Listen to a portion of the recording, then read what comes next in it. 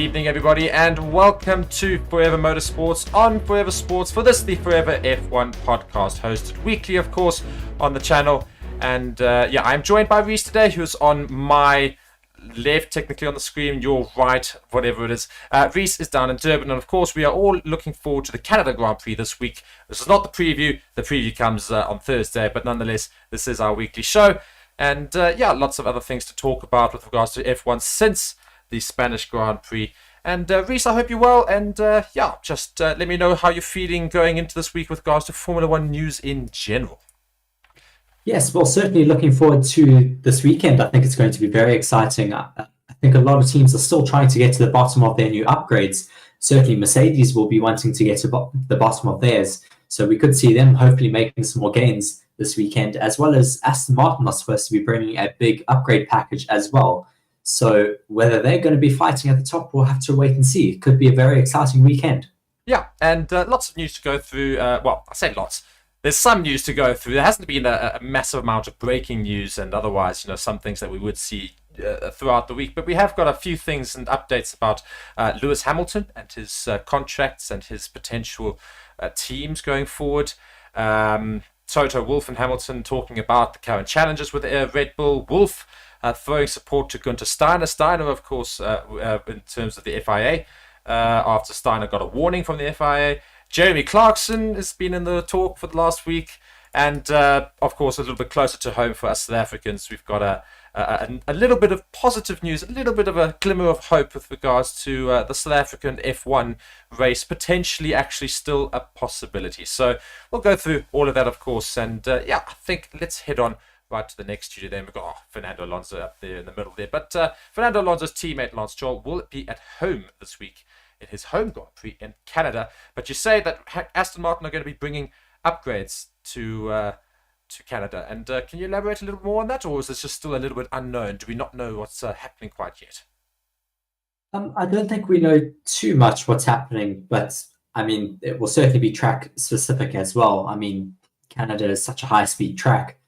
As I'm sure you know, Mark, from us playing and practicing in the Formula One game.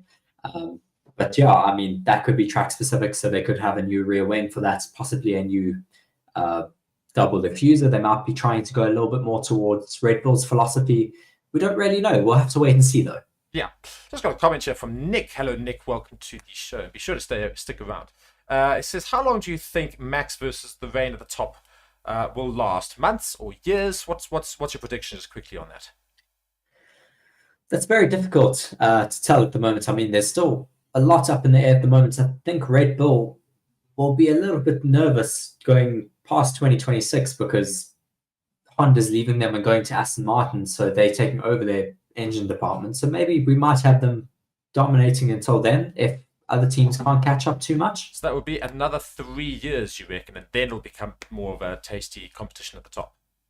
Possibly. I mean, there's also talks of making cars lighter. So that could be finally going towards what we want to see, Mark, is smaller cars. Yeah, so I want to see smaller cars. It'll certainly make most of these circuits better. And that's often the problem with regards to overtakes, of course. Is most of these tracks now just seem so small with these massive cars compared to what they used to be. And I think also the next likelihood is, of course, to do with Mercedes have finally gone back to the side pods. So maybe next season they will actually significantly improve their car at Mercedes. Just going through, it says, though Toto Wolff has since urged his team to be realistic with their expectations and claimed that everything fell right for his drivers, he explained we need to be realistic with regards to the future of our drivers. And we'll go back to what he says exactly, but basically hinting at the fact that he will be staying at Mercedes to do that. So is that pretty much not really much news? Because we sort of did recognize, of course, everyone going and saying, oh, Ferrari's going to snap him up, but it just doesn't sound like it's likely, does it? I mean, I've got another article here from Sky Sports, just with another quote from Toto Wolff saying, it is going to happen soon, and we are talking more days than weeks. So it could happen before the Canadian Grand Prix, Mark. Yeah. And that would be, of course, a great boost to Mercedes understanding their future, knowing that Hamilton and Russell will be in the car probably for the next 3 years at minimum. Hamilton's getting on a little bit in years, but of course still got a way to go to reach Alonso's time on the track. So I suppose, well, I said time on the track, of course.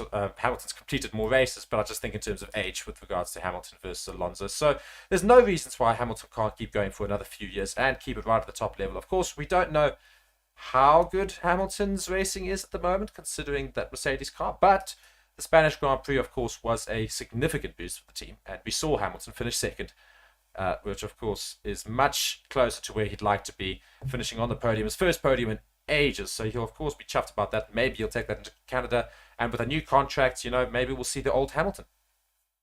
Yes, I mean, I'd certainly like to see Hamilton fighting with Max Verstappen at the top. It would make it very interesting for us. I mean, Hamilton trying to win that championship back from Max Verstappen. I mean, he's certainly still a bit sore, I'm sure, about that. When was it? 2020, that World Championship? Yeah, I think so, yeah. I think it was 2020. Or it was 2021. 2021, no, it was 2021 because last season was the first season, of course, of the new cars, and it was the old cars last season where they had the incredible end to the season that we all know and love and can't forget. And so just going back to here, Lewis Hamilton, and it's just some news regarding him recently. It just says Lewis Hamilton says he is still incredibly hungry to succeed in Formula One, and as I admits he is enjoying being the hunter for the short term. That's what I elaborated earlier, but I'm just going to go further into this. It says Hamilton, who held talks with Toto Wolff regarding a new Mercedes contract following the Spanish Grand Prix, hasn't won a race for over 18 months after enduring his first winless season in 2022. And I quote Hamilton now. It says, through the ups and downs, I think it's been a pretty incredible journey. Back in 2006, I never thought I would be multiple world champion. I wasn't even sure if I'd get into F1.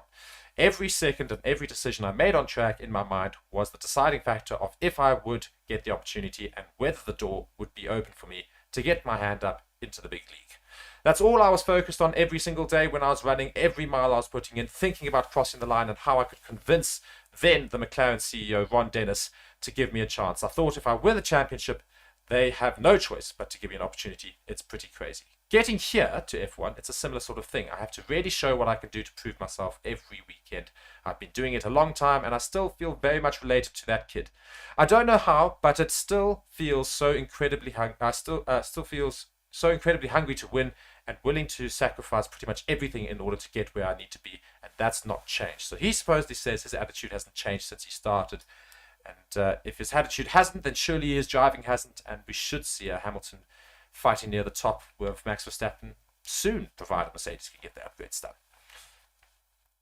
Yes, well, I certainly think it's needed for the sport at the moment. I think people are getting a little bit bored with Max just dominating every race.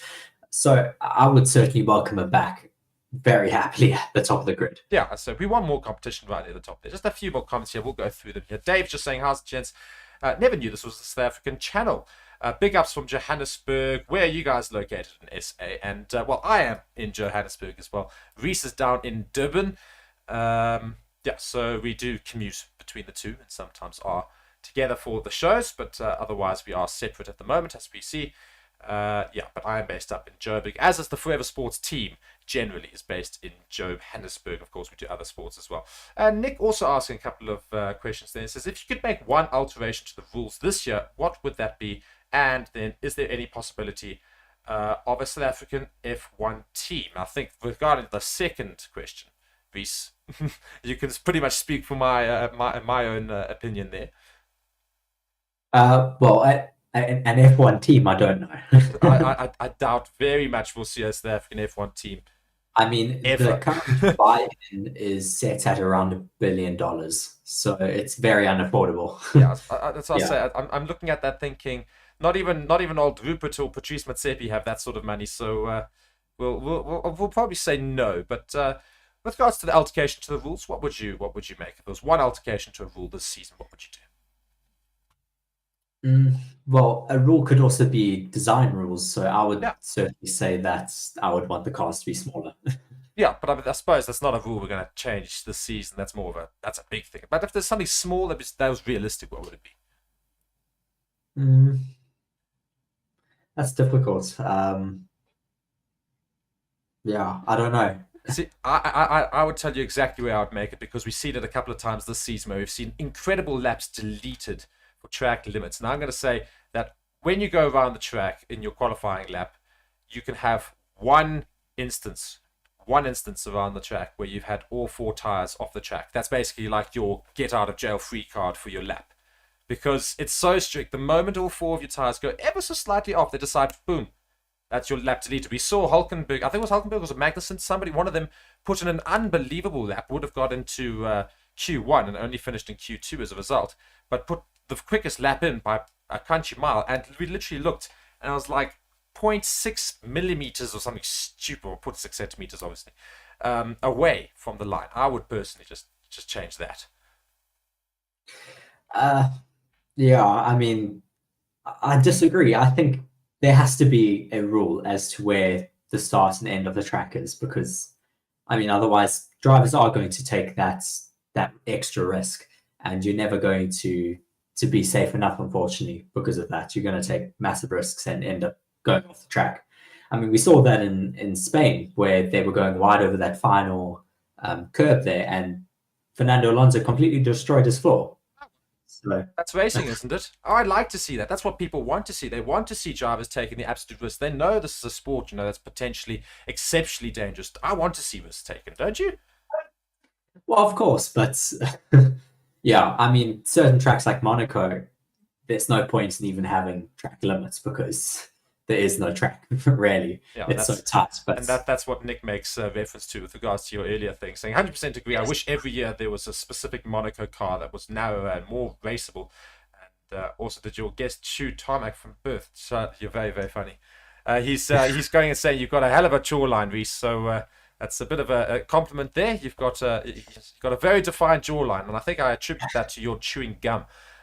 Yes, probably. Yes.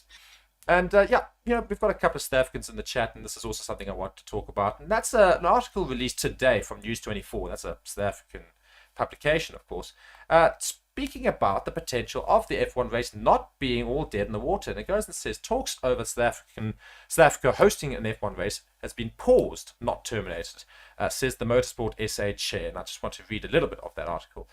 And it says, though South Africa's hopes to appear on the 2024 Formula One calendar have been derailed, Motorsport South Africa chairperson Anton Roux is adamant that talks will continue when the time is right. Roux, a member of the Senate of the FIA, confirmed to News 24 that he is not giving up on ambitions to host an F1 race in the country in the future. And he says, all the discussions have been paused and not terminated.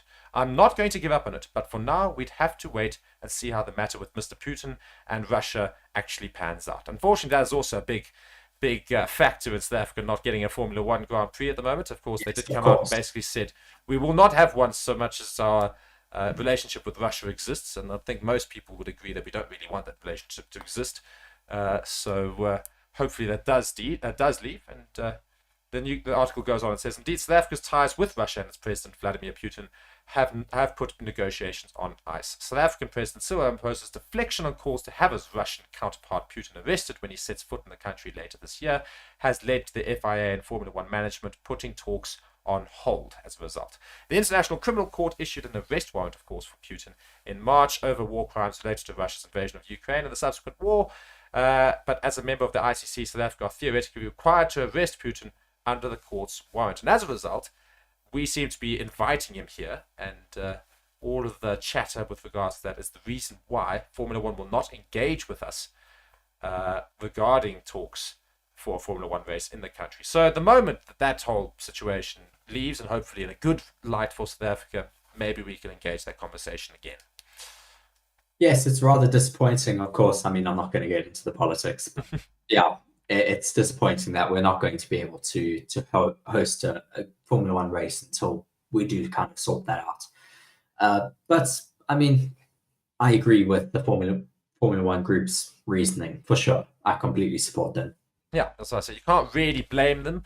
And you can't really blame a lot of decisions when it comes to our relationship. Unfortunately, most of the Western world do condemn the entire war, of course, there, and so do we. But, it's as a result, South Africa doesn't seem to be favouring a particular side and really not putting themselves in any light. And as a result, Formula One is saying, nope, we're not talking to you until that situation sorts itself out. So hopefully it does. But yeah, let's get back onto the main F1 news, of course. And one of the things, of course, was Mercedes they feel like they've been freed. That's what both drivers have said with regards to the confidence and from the suspension upgrade they, of course, put in for Monaco and then got to use properly in Spain. Basically, the emphasis being given more freedom. They feel like they can push the car a lot more, and they feel they've got more control. And based on the fact they came second and third, Reese, wouldn't you have to agree? Well, it definitely did work, and it helped them jump up the order. Certainly, compared to Red Bull, they still are quite a bit off. I mean, Red Bull have consistently had a 20-second or more gap at every single race this entire calendar year so far. So, I mean, everyone else hasn't really made too much of an inroads on Red Bull, but Mercedes has made certainly a big step forward compared to everyone else. Yeah.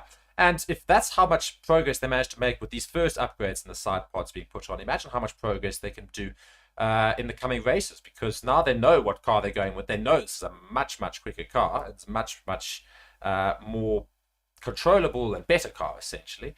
So they know what they can work on, and we know how good the Mercedes AMG team are with regards to Formula One's engineering department. But maybe we do see them improve dramatically, and suddenly, out of nowhere, we do have a team competing with Red Bull, which would, of course, be great. Do you see that thing? Well, I always expected them to make a comeback. I didn't think it was going to take them this long, to be honest. I always thought they would get to the bottom of that zero side pod concept. It looked like it had a lot of promise from the get-go, but didn't really make too much of a difference really out on track. And they kind of just fell behind, and now they are really on the back foot. But, I mean, for the first race first normal race, traditional racetrack with those side pods, without all the data that the other teams have, they did quite well. Yeah. So hopefully they improve even more in Canada. And now going into that, still sticking on the topic of Mercedes. Mercedes are the main ones really in the news at the moment. And it's Mercedes and a bit of Haas, of course. And that's the fact that, I don't know if you guys knew, but Gunther Steiner was given a reprimand following comments made in relation to a penalty for his Haas driver, Nico Hülkenberg. And Wolf has come out in support of Gunther Steiner. And it goes and says in this article here from Racing News 365. Mercedes team principal Toto Wolff has thrown support behind the FIA behind the FIA, sorry, I meant the other way around. not supporting Gunther Steiner, but thrown support behind the FIA after his Haas counterpart Gunther Steiner was warned for comments made about the racing stewarding in F1. Steiner, who was unhappy with a penalty handed to Nico Hülkenberg at the Monaco Grand Prix and was subsequently handed a reprimand, having been found in breach of the FIA International Sporting Code. The Italian said, "We need a different system for stewards," Steiner told media, including the publication I'm reading from, in his press briefing on Thursday ahead of the Spanish Grand Prix weekend. And every professional sport has professionals being referees and stuff like this. F1 is one of the biggest sports in the world, and we still have laymen deciding on the fate of people which invest millions into their careers. And it's always a discussion because there's no consistency. So no holding back from Steiner there. You're not allowed to say that as a team principal. I mean, there's rules against all of this. Yeah, and but Steiner would later offer an apology for the terminology used in his scathing criticism, having been given his warning. And I have never had my darts in the system, is what Wolff has said in response. Wolff experienced a cool relationship with race control and stewards during the 2021 season, but speaking to media, he insisted, "I had never had my darts in the system, I had my darts in individuals. As a steward and a race director, you are under immense pressure to do the right things, and probably every decision is going to have someone that likes it and the other one that doesn't. So I think they're just trying their best, and we need to support the FIA where we can." And I probably can't disagree too much with that, I suppose. Yeah, I mean, as I said already, you can't really criticize the FIA. It's something that you don't really do when you're a team boss. You're supposed to show faith in it. I mean, we saw a little bit of Toto Wolff criticizing the FIA after Lewis Hamilton's lost victory in 2021. But I mean, after that, it's really been from everyone support towards the FIA. Yeah, and this season as well, the FIA, I mean, how would you rank them so far? I mean, they have been inconsistent at certain races, that's for sure, with their rulings. Some races they're a bit stricter than others. I mean, I think they're still trying to get to a happy medium with it. I mean, some races we've had multiple safety cars and red flags out of nowhere. I mean, thinking back to Australia, we had how many red flags in the space of like half an hour. But yeah, I mean, what's also interesting is for me, with regards to the FIA's rulings this season, has been the fact that safety cars aren't really something they want, which the crowd do. It's an interesting one because we've only really seen virtual safety cars most of the time, if we do have one, and otherwise, they've been very quick not to, in the recent races at least, not to put a safety car out because, obviously the virtual safety car is more fair in terms of those who gain a big advantage on those behind them, but it also doesn't allow for close racing after that restart. We love to see a safety car restart. It's a little bit more action that the crowd gets to see. Maybe something interesting happens. It's a chance for those drivers that fall behind a little bit, maybe from a mistake or two or something, to take it back. Strategies get changed. And we haven't seen a safety car now. It's in 3 races. Yeah, I mean, I certainly expected to get one in Monaco, and we didn't. That was certainly an outlier. We normally always have one in Monaco, so that was interesting. But yeah, other than that, the last few races have been clean at least, so there hasn't been the need for it. Monaco, though, had quite a few offs, and we didn't get a safety car, so yeah, interesting. Just somehow all the drivers seem to get themselves really close to an area they could take the car very quickly. So it doesn't allow for a safety car. But I think we finally will have a safety car this weekend. We surely have to, because it's been too long without one. And this is Canada, of course, as you said, high-paced circuit. I'm sure the World of Champions will take another victim. Exactly. Yeah. The World of Champions, of course, being the last corner on the track, and a lot of big names have lost it there in that final corner. I know it very well. Every single time I go around the track in Canada, I hit it every time in the game, and I think we'll see that tonight. Of course, we're going to go and record our gaming stream later, and yes, we'll see that, I'm sure, many times. Everybody going into that wall, as Reese mentions. And just lastly, just to wrap things up for the show today, and I think this is just a fun little thing here. And Jeremy Clarkson, who of course is a huge F1 fan, particularly. He's quite fond of Alpine, who's just down the road from his farm, of course. I think he's a big fan of Fernando Alonso specifically, to be honest. Yeah, but of course Fernando Alonso not in the Alpine team. Alpine. Yeah. No problem. But he was in the Alpine team. Jeremy Clarkson's a huge fan of Fernando Alonso, though, as you say. But he's a fan of lots of things. He's a fan, of course, of Lewis Hamilton and Mercedes in general. Red Bull he likes as well. He loves Ferrari, of course, but he's got a little soft spot for Alpine because they're just down the road from his diddly squat farm. And just in the news this week with regards to F1 and Jeremy Clarkson, he bought 1,000 beers of his own beer, of course, Hawkston Lager. He went and bought it for the entire F1 team, and he delivered it to them via tractor. He took it to his Lamborghini tractor. He got on it and he went down to the Alpine team headquarters. And just reading an article here from the Express, and it goes and says, Jeremy Clarkson stuck to his word by surprising the entire Alpine team with 1,000 beers on Monday to celebrate Esteban Ocon's podium finish at last month's Monaco Grand Prix. The former Top Gear star, who lives locally in Alpine's base in Oxfordshire, previously vowed to buy a pint for the whole team if Ocon held on to secure a memorable top 3 finish at F1's most iconic street circuit. Clarkson made the offer via Twitter during the race by posting, "Come on at Alpine F1 team, I'll buy you all a pint if you get a podium here."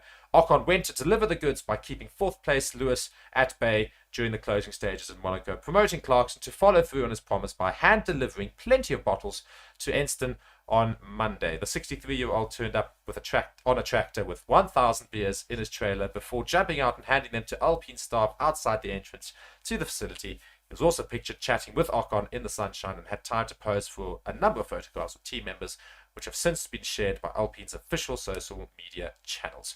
The team went on to publicly thank Clarkson for sticking to his promise by posting on Twitter, delivering on his word, "Cheers for the beers."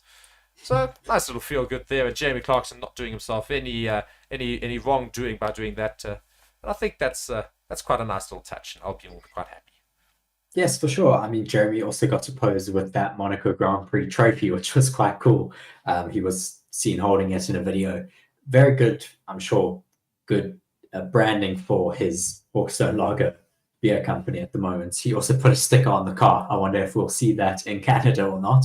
I But, love that. yeah, I doubt that, but it would be quite cool if they do leave it on. Yeah, if you guys are interested, just go and check the video. There's a little video where he sneaks up to the Formula One car just there, and he happens to just attach a Hawkston Lager sticker right near the driver's seat, which is quite funny. Yeah. But yeah, I mean, that's sort of going to bring us a bit to a close here for this week's Forever F1 podcast. Of course, we've got the Canada Grand Prix this week, and we will have a preview show or slash a preview video probably on Thursday. Can't decide if I want to make it live or not yet, but we'll have that on Thursday, of course, for the Canada Grand Prix. It's quite a friendly timed Grand Prix. I thought it would be horrible, but it's actually very friendly for those in Europe and Africa. Those in East Asia, not so friendly, guys. You are going to be very, very early in the morning for your race, but of course we will catch you there on Forever Motorsports and Forever Sports. And Reese, just some final thoughts heading into this weekend. Is there anything that you predict very, very quickly? Of course, don't want to get too much into it. Yes, well, I just had one article that I did want to read. Oh, Mark, go for it. Just from Charles Leclerc speaking about Ferrari and how they need to perform this weekend. He's given them a little bit of a demand going into Canada, just saying that they need to get to the bottom of things. They need to focus on themselves and to understand their issues surrounding the tires, because they apparently had some issues during those tire testing in Spain. So he wants to just get to the bottom of that a little bit and then focus on the race weekend ahead. Hopefully they'll have a little bit more confidence after that 24-hour Le Mans win. So we don't know. Maybe see a bit of an improvement from the Ferrari garage. At least something Ferrari won. Yes, I know. Finally. Yeah. And Reese apparently is doing a video on the Le Mans Grand Prix win for Ferrari. A historic win, of course. Last time they won it was 1965. They also haven't been in Le Mans for ages. So fantastic for them to 9 years, I think it was. Yeah, so fantastic for them to come back with a victory as well. So great win for the Le Mans Ferrari team. Could the F1 team try and replicate something similar? But we'll have to see this weekend going into Canada. Guys, thank you so much for joining us for this week's Forever F1 podcast with Reese and myself, Mark. Of course, we will see you this weekend, and stick around on the channel. Be sure to subscribe, like the video, and go check out some of our other content on the channel as well. And otherwise, our partner channel, Forever Motorsports, which is dedicated just to motorsports. And we will see you in the next one, guys. Thank you so much for watching. Goodbye.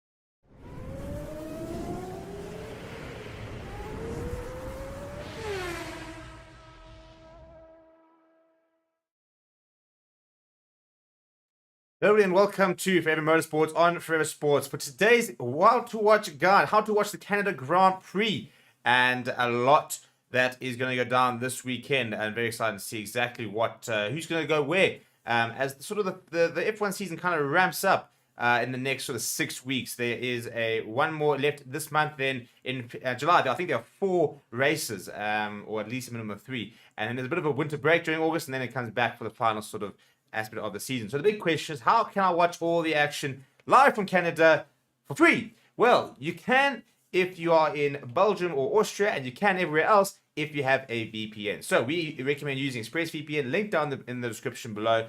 And before we look at how to watch the race and all the build-ups and the practices and the qualifying, please do smash like on the video. Please do subscribe to the channel as well. Okay, so first things first, you're going to download ExpressVPN. Link down in the comments below. I recommend getting a 12-month subscription. It means you'll be able to watch all the F1 action throughout the season. If you're a rugby fan, you'll be able to watch the entire Rugby World Cup. We do how to watch videos on all the various different sports and stuff.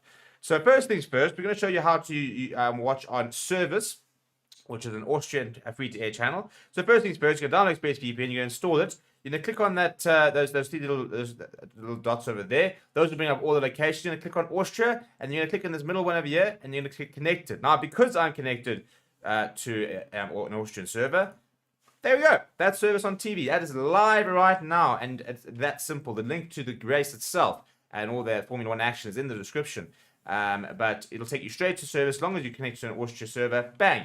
you can watch it. It's free registration, no credit card details, nothing, and you can watch all the action live. It is literally as easy as that. If you do not have a VPN on, for example, and you are outside Austria and you try and access it, then it'll just come up and it'll say that it is not available in your location. So that is why you do need to get a VPN to make it seem as if you are in Austria, because otherwise you'll get this over here where it says the video is currently unavailable. If you have any questions, put them down in the comments below. Apart from that, smash a like on the video, subscribe to the channel as well. Mark and Reese will be taking you throughout the entire weekend, so come and join us for all the F1 action right here on Forever Motorsports on Forever Sports. Smash a like on the video, subscribe. See you guys all over the weekend.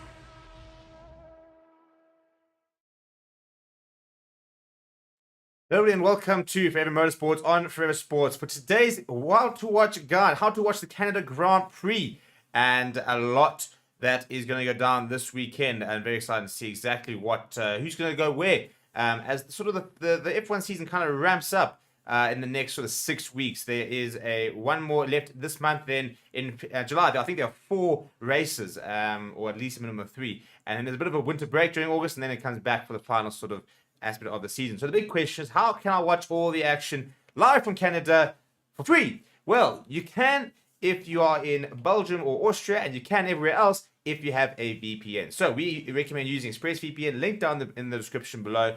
And yeah, before we look at how to watch the race and all the build-ups and the practices and the qualifying, please do smash like on the video. Please do subscribe to the channel as well. Okay, so first things first, you're going to download ExpressVPN. Link down in the comments below. I recommend getting a 12-month subscription. It means you'll be able to watch all the F1 action throughout the season.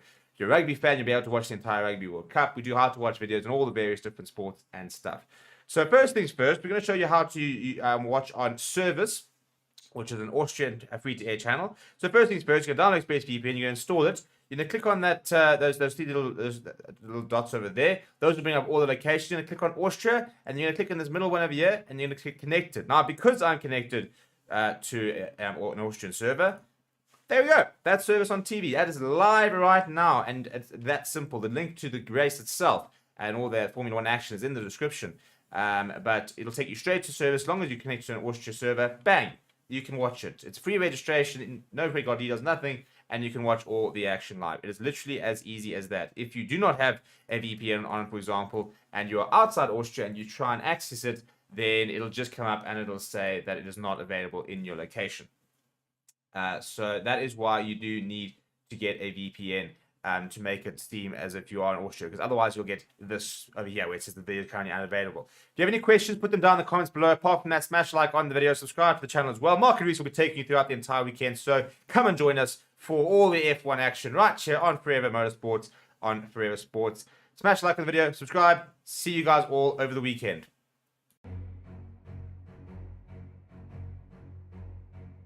Ferrari beat Toyota to take a historic victory at the 24 Hour of Le Mans after half a century's absence. Hello and welcome to Forever Motorsports on Forever Sports. Ferrari won the centenary edition of the 24 Hour of Le Mans with their 499P, driven by Alessandro Pierguidi, who shared the number 51 car with James Calado and Antonio Giovinazzi. On the Italian manufacturer's return, the race win did not come easily, with their number 51 car running close to the number 8 Toyota for most of the race.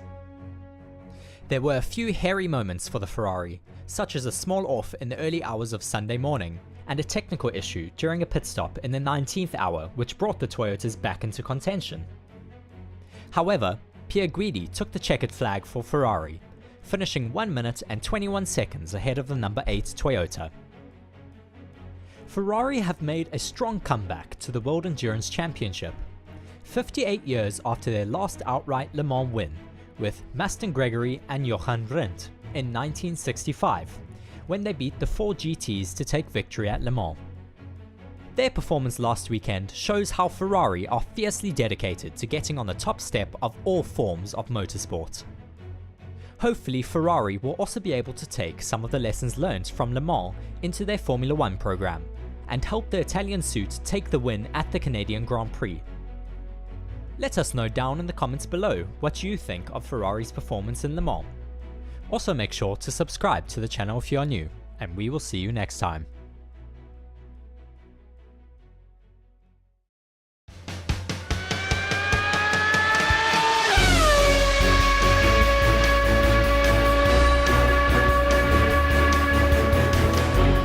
Hello everybody and welcome to Forever Motorsports on Forever Sports for the Canada Grand Prix preview for the weekend, of course. This is the 9th round, I believe, of Formula 1 racing this season.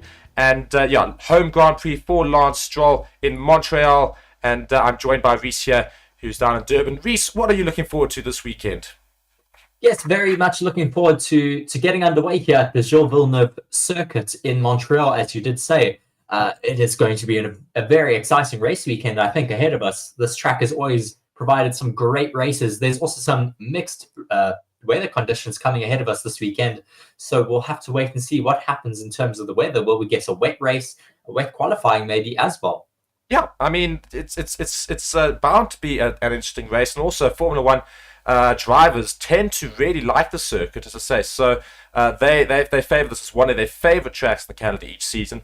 And, lots of very interesting things can happen in this track. We haven't seen it for a little while, since 2011, but we do have that famous Wall of Champions that is just right at the end of the track, just on that start-finish straight as you come around the last bend. We've seen drivers hit that wall before. The last champion to do so is Sebastian Vettel, and I'm sure we're going to see one of the drivers on the grid hitting that wall again this weekend, and we'll finally have a safety car perhaps this weekend, because the last 3 races, we've not had a single safety car, which is unheard of in Formula One. Yes, it's very bizarre not to have had a safety car in the last 3 races. I mean, I certainly was expecting to have one in Monaco, where, I mean, we did have a few cars going off track, but not off enough to call for a safety car. But I mean, yeah, maybe we will get one this race weekend. Will we get some more groundhogs running across the track? We've seen it in the past here. I mean, we might get some of that again, but I don't know. Maybe we'll get another clean race weekend where we don't get another safety car. It's very weird. I hope not, if I'm honest, because I think the safety cars are certainly what provides a lot of entertainment and changes up strategies. And I think at the end of the day, what's really benefited Red Bull for the last few races is the lack of safety cars. They haven't had to try and restart and get ahead of the pack again and risk not taking a bit of damage and stuff like that. So hopefully we will see a safety car come out and at least makes the midfield battle and even the top of the grid battle very interesting. Also, lots of upgrades coming this weekend for a particular green team who are treating this as their home Grand Prix, of course. That's Lance Stroll and Aston Martin. So we'll go through those upgrades in a bit. But just going back to the circuit in Montreal, just some facts about it. The first Grand Prix was hosted in 1978. The number of laps are 70. The circuit length, 4.361 kilometers. And the total race distance is 305.27 kilometers. And yes, we go and talk about that Wall of Champions, which has had Damon Hill, Jacques Villeneuve, and Michael Schumacher all colliding in the same wall. So Sebastian Vettel also in 2011 went into that wall. So could it claim Max Verstappen this weekend, or even Lewis Hamilton? Previous champions, of course. That's going to be the story that needs to be unfolded. So we're just going through here and looking now at just Aston Martin and Alonso actually calling this a dream reality of double podium in Montreal as they aim for an aggressive target. Now, Alonso goes and says he basically is hoping that Aston Martin can somehow pull out a double podium. Do you think that's at all possible? I mean, I think we'll have to wait and see what happens with their upgrades. They are supposedly bringing a massive upgrade package this weekend to be able to take the fight to Mercedes. Mercedes made a big jump last race weekend in Spain, but will that new upgrade package from Aston Martin be able to help them compete? We'll have to wait and see. I mean, there's also some other teams bringing some big upgrades this weekend, so we might get a bit of a shake-up. Whether Aston Martin will be able to take that 1-2, I don't really know. Maybe Fernando Alonso might be able to finish a bit higher, but I'm still very skeptical about Lance Stroll being able to finish on the podium. Yeah, and we have seen so far this season that home Grand Prix have not favoured the drivers at home. I mean, we go and look at Monaco, Charles Leclerc, not a great race at all for the Monegasque in Monaco. We go and look at Logan Sargent in Miami, finished stone dead last. Actually, I'm not even sure he finished the race. I think he DNF'd, didn't he? I can't remember. Either way, he was definitely last and 20th. We go and look at the 2 Spanish drivers of Fernando Alonso and Carlos Sainz in Spain. Not a fantastic race weekend for them either. So the home Grand Prix have not really been favouring drivers much at all. I mean, also Oscar Piastri in Australia didn't have a great race weekend in Australia at all. So Lance Stroll now, the next home driver for Canada, it's not boding well based off of the first few races of the season. Yeah, just checking there. Logan Sargent did finish that Miami Grand Prix, but he was a lap down on the race leader, of course, of Max Verstappen. But yeah, I mean, it doesn't look like home Grand Prix have been all too lucky for the home Grand Prix drivers. I mean, we'll have have to see in Canada if Lance Stroll can have a good weekend. Maybe he might break that curse, or maybe we'll see it carrying on later into the year. I mean, Silverstone will be a very bad race then, because we do have quite a few British drivers on the grid. Yeah, and Silverstone is, of course, the next race after this, I think. So, yeah, that's going to be a very interesting race. But nonetheless, we're in Canada, and going back to Aston Martin, and Alonso was asked in an interview, and just goes and says here in this article, the Spaniard was on an impressive podium streak earlier this year. His charge somewhat derailed in Barcelona at a track that didn't suit the AMR 23, but he expects that to change here, especially given the team have brought upgrades to the circuit. And here is Alonso speaking. I think it should be a good weekend, but you never know until you hit the track. We also had expectations in Barcelona, and we didn't perform in that race. Let's see. We have a couple of new parts in the car as well as this, at this race. Depending on the weather, we will try to test them and validate them, and hopefully can be a little more competitive than Barcelona. Just carrying on here, it says here, or let's say here, you need to have obvious confidence in the car. It's a semi-street circuit. You get very close to the walls. You need to ride the curbs as well. It's a bumpy circuit. Weather normally plays a big factor here, as it will do again this weekend. Experience always helps. This is the 17th or 18th Canadian Grand Prix for me, so that always helps. I mean, that's insane. 17th or 18th Canadian Grand Prix. I mean, he's been in the sport way too long, Fernando Alonso. I don't think so. I mean, he can stay forever until he's tired, I guess. I mean, I certainly really enjoy having him on the grid. He shakes it up quite a lot. He takes the fight to some of the top drivers who've been untouchable. I mean, him and Sergio Perez had a good fight in Saudi Arabia. Him and Max Verstappen have been close in some races as well. I mean, I'd like to see him in a very competitive car, being able to take it to the Red Bulls. It will just make the season so unforgettable if he is able to really take the fight and maybe challenge for the championship. Yeah, and just going to Alonso's comments there as well, it seems to basically suggest that they back the car even in wetter weather, or at least weather that's not dry. Of course, they're going to say weather dependent, and we still think the car will certainly help. So clearly the upgrades are going to be, you'd imagine, relatively drastic. Well, I think they'd have to be. I mean, Mercedes have brought big upgrades to Spain, well, to Monaco, and then it worked in Spain. But the Aston Martins fall back a little bit. They need to pick it up again if they want to be able to take the fight to Mercedes in the Constructors' Championship, which they were very close up to a point, and then they got overtaken in Spain. But yeah, I mean, they need to pull up their socks now, otherwise they are going to just get left in the dust. Yeah. Lawrence Stroll, of course, aiming for a double podium this weekend. It is a home Grand Prix for Aston Martin's one driver and their owner. So it's a big ask, of course, for both of his drivers, but maybe Aston Martin can do it with their brand new upgrades. However, they are challenging the likes of Mercedes, who, of course, wowed the world with their new upgrades, finally coming back into the fight a little bit. And on that, Lewis Hamilton has got new contract news, and also talking about the progress the car has been made. And Toto Rush also saying there's no rush yet about all this, but seems to be turning the right direction for Mercedes. Yes, I also have that article at the moment, just with Lewis Hamilton talking about his contract talks. Very, very interesting. Toto Wolff was hoping that they'd have it done by the Canadian Grand Prix. Still no news though, Mark. Yeah, I mean, it's supposed to start today, of course, so it is very interesting that there's still no news. However, I'm sure it's not too much of a problem. Maybe they're just ironing out a few last-minute things and just a couple of agreements and otherwise. And just going into the article here, and it just goes and says, we had a good meeting just recently. This is Wolf speaking, of course. They are very complex contracts. It's not just a simple driving contract. Oh, sorry, this is Hamilton speaking. Yes, Hamilton. Right now, I'm planning to be here and racing for a decent chunk of time. You have to just you've got to just explore all avenues in the sense of how you can continue to expand your partnership with such a great organization. It's not as easy as just saying go ahead, and I don't have to be in a rush. He added in Thursday's press conference, I've seen Toto. We have talked several times. We have a great relationship. It will get done when it's done. If that's next week and month's time, as long as it's done, I'm not really bothered. And also asked whether progress has been made. The 7-time world champion answered, yep, nothing else new to add. So, yeah, we'll see. Yeah, I wonder if talks are just stalling a little bit. I wonder if Hamilton's just trying to waste time to see if they do maybe get to the bottom of this car. If they are able to be competitive, then maybe he will stay. If not, then I'm sure he has a lot of other teams that are certainly very interested in him. I mean, He's a 7-time world champion. He's going to have some demand for sure. And now looking at Red Bull. and mainly Sergio Perez, in fact. And I've got an article here that goes and says Perez has targeted Canada as his restart, basically, to the season.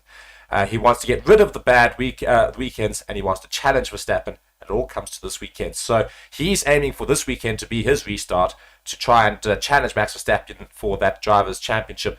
Of course, Max Verstappen leading that by a country mile now due to Perez's last few races, which he's been relatively poor in. But, do you think Perez can come back at Max Verstappen, or do you think he's got too many mistakes in him? I mean, it's interesting. Sergio Perez is saying he wants Canada to be his restart. Spain should have been his restart. He had a bad weekend in Monaco. He should have completely just wiped that from his mind, come into Spain with a good mindset, and try to wipe the floor in Spain. But once again, he just did not hit the floor running and has once again fallen back on his teammates in terms of pace as well as in terms of points for the World Championship. Yeah. I don't know if he's going to be able to... Well, I say I don't know. I know he's not going to be able to take the fight to Max this year, unfortunately.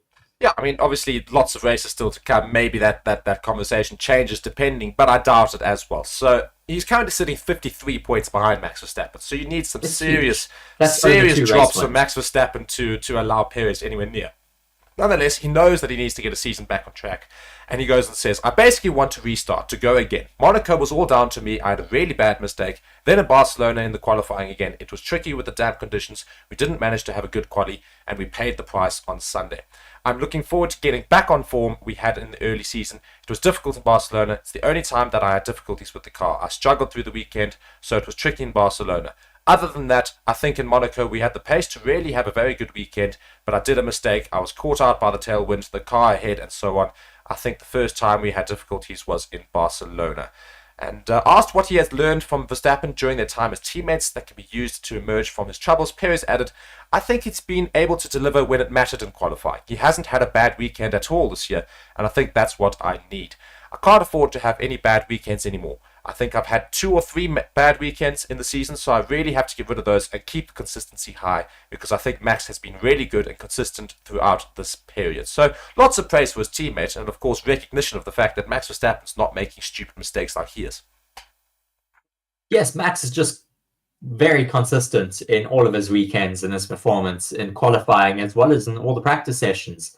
I mean, we even saw in Spain when everyone was going out on runs in the wet, Max Verstappen was just a bit more cautious. He's thinking of the World Championship and thinking of what happens if he does lose it. I mean, he didn't want to go out onto the track when it was wet because he decided, why take that chance? And I mean, that's thinking like a world champion. You have to calculate all the risks and know when to take them and when not to. I mean, and Sergio Perez just doesn't seem to have that mindset yet. No. And I'll tell you who also struggled with that mindset last season, and we're seeing Perez with a similar sort of thing. That is the likes of Charles Leclerc. Of course, last season had a few blipses which really took him out of the Drivers' Championship well before Ferrari started having their big tactical issues, etc., etc. But Charles Leclerc now also speaking, and unfortunately, it's not great news for all the you Ferrari fans, as he admits he is not expecting any miracles at this weekend's Canadian Grand Prix off the back of his pointless outing in Barcelona. Meanwhile, his Ferrari teammate Carlos Sainz is expecting the layout of the circuit in Montreal to suit the SF23, but that there may be increased competition for P2 in the Constructors' Championship. And going and speaking here, Leclerc admits he's not expecting a huge step forward. It was a very difficult weekend for me especially, said Leclerc. On the track, we don't have anything new, so I don't think we will have any miracles, but we need to just try to maximize our package. We need to understand more this package, the way we should set up the car in order to maximize it. In Spain, we were quite easily off the window, and then we were losing quite a bit of performance. So we've learned a lot, but I don't think it will be a huge step forward. So as a Ferrari fan, you must be reading that going, yeah. I mean, certainly not great news from that Ferrari team. I mean, we want to see them getting to the bottom of their new upgrade package. We want them to be competing for that top step. I mean, I keep saying it. I keep reiterating it all the time. We want to see more competition at the top of the field. I mean, Ferrari just needs to start learning now. I mean, their World Endurance Championship team won on their debut back at Le Mans. I mean, that's not an easy feat to do. Certainly, they can take some of that information from that team or some of those personnel who certainly seem to be doing very well, take them across to your Formula One departments and get them to help out, because you certainly need the help at the moment. Yeah. And it's quite interesting, isn't it, that the way Ferrari have been talking, and Leclerc and the whole setup in Formula One for Ferrari have been talking this season. They're basically like us. They're just watching, basically, from the midfield of the race. They can see exactly what's happening. I mean, Leclerc goes and answers here to a question as to what's expecting Sunday afternoon. He says, I feel like Aston Martin will be doing a step forward this weekend. Red Bull, they will always be in front, as always. Mercedes, I think, are the team. We don't really know where to put them coming this weekend, but at the end, it doesn't matter. We just need to focus on ourselves. And it's hilarious because he goes and adds the focus on ourselves at the end of that, but basically it goes and shows what Ferrari's problems are this year. They just seem to be watching everybody else because their car's just not good enough. They're going commenting on everybody else. The Aston Martin, Mercedes, Red Bull. Yeah, they're all going to be at the top. Not us, though. Not us. Yes, I mean, it's certainly tricky. Those Red Bulls have been so fast this entire year. I mean, Max Verstappen can equal Ayrton Senna's win tally this weekend, which is a huge, huge milestone to reach in your career. As well as, I mean, Red Bull are going to take their 100th, I think it's their 100th podium or 100th race win. Yeah, 100th win they could take this weekend. I mean, they really need to fight quite hard if they want to take that away from the Bulls. And adding to Ferrari's more or less insult so far in Formula One recently, I mean, Sainz was being interviewed and was going and speaking about the battle for second in the championship, of course, behind Red Bull. And it's between Scuderia, Mercedes, and Aston Martin for much of the season. The Spaniard believes Alpine has joined the party, and I don't think he's necessarily saying Alpine are going to challenge for second. I think what he's really reiterating is the fact that Mercedes and Aston Martin are fighting for second, and Ferrari are going to need to fight Alpine for fourth. Alpine have stepped it up a bit. They're bringing some big upgrade packages this weekend. If Ferrari aren't careful, they're going to get leapfrogged, and then they're really going to be in the trouble there. I mean, it's not looking good for them. No, we've got Carlos Sainz speaking. He goes and says, I think Alpine are about to join us. I think they are very, very close to joining that battle. I still think we have a bit of an upper hand between Aston Martin and Mercedes. I think it's very, very close. Normally, Aston has the upper hand. Let's see. Since Barcelona, I think it's going to be Mercedes. So, lots of different things we can look at in terms of just behind Red Bull. Everyone's still expecting, however, Red Bull to be right at the top. And so are we, of course. And Mika Häkkinen, however, has made a wild prediction for the team that could topple Red Bull and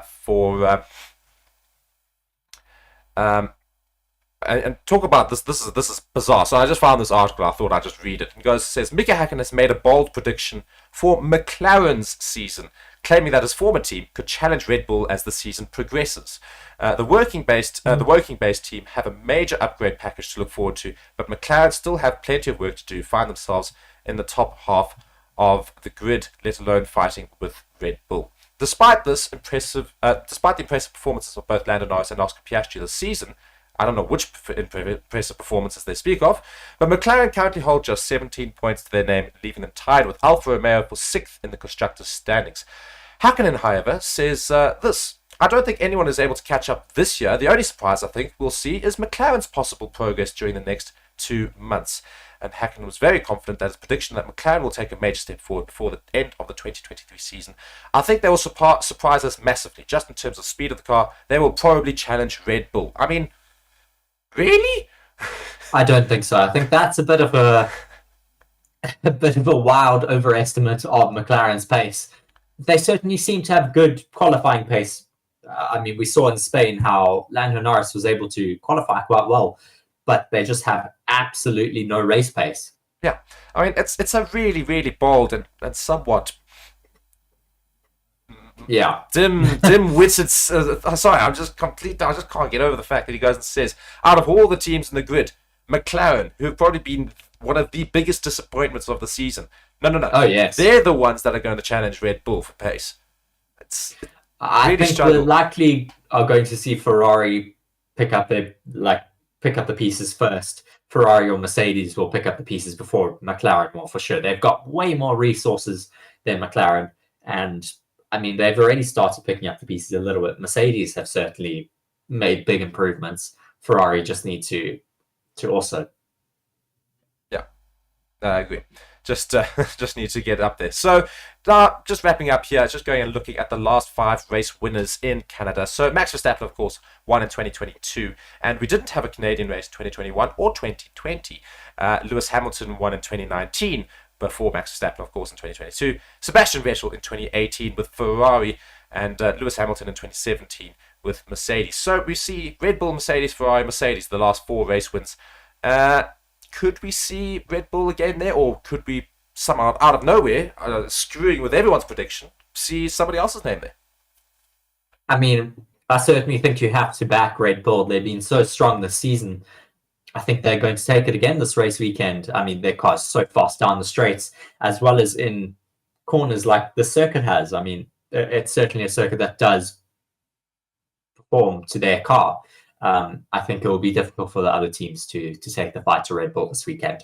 So we do have rain predicted, however, for Sunday, so that could throw a big spanner of the works, of course. So, I mean, we know how good Max Verstappen is in the wet, though. That's the problem. It's that however good you think he is in dry, he's even better in the wet, which just is incredible. Well, you say that, but he did struggle a little bit in Monaco, down to the fact that the car was, of course, set up for the dry. But, I mean, Fernando Alonso was quite quick in the wet there. Yeah, I was going to go and say Fernando Alonso is the only other driver I'd go and say who competes with Max Verstappen in the wet, because he is an incredible wet track driver.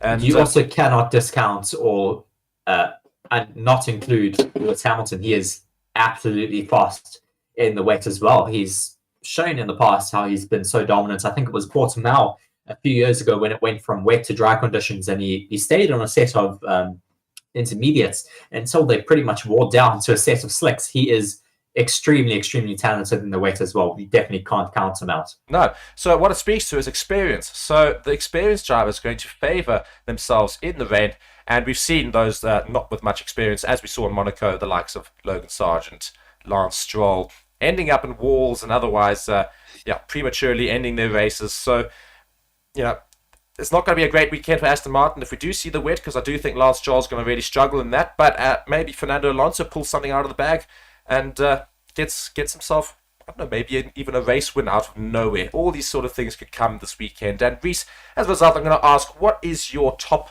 3? What is your podium prediction for this weekend? I'm going to be a little bit conservative with P1, of course. I mean, it's pretty much a known at this point. Max Verstappen is going to take the race win. Then I'm going to say Fernando Alonso P2, and then Lewis Hamilton P3. Okay, that's quite. I don't expect to see any Ferraris near the top this weekend. Unfortunately, especially off of their comments as well, which has just been so dire, really, to read. I'm going to stick with you with Max Verstappen in 1, and I'll probably go Alonso in 2. But I think I'm going to say Perez in 3. I think Perez will have a relatively decent race as well. So I think it's going to be Max Verstappen, then Alonso, then Perez, and then I'll put Hamilton in 4th. So, yeah, that's my prediction. And let us know, guys, in the comments, of course, what your predictions are for this race weekend as well. And, thank you so much for watching. We're going to wrap this up now. Reece, do you have any final comments going into the Canada Grand Prix? Well, just really looking forward to this race weekend. I mean, as we've spoken about, it is going to be a very exciting weekend with those interchanging weather conditions. It should certainly throw a bit of a spanner in the works if we do get rain on Sunday. Maybe even get some rain in qualifying. That would certainly make things very, very exciting. But yes, please do come and join us for all of our streams that we will be doing. We'll be doing all of the practice sessions, qualifying, and the race on Sunday, of course. Yes. Thank you guys so much for watching Forever Motorsports. Be sure to like and subscribe to the channel and turn on all notifications, of course, to be notified about all future uploads. Thank you so much from Reece and me, Mark. You've been watching Forever Motorsports, and enjoy the Canada Grand Prix. Goodbye.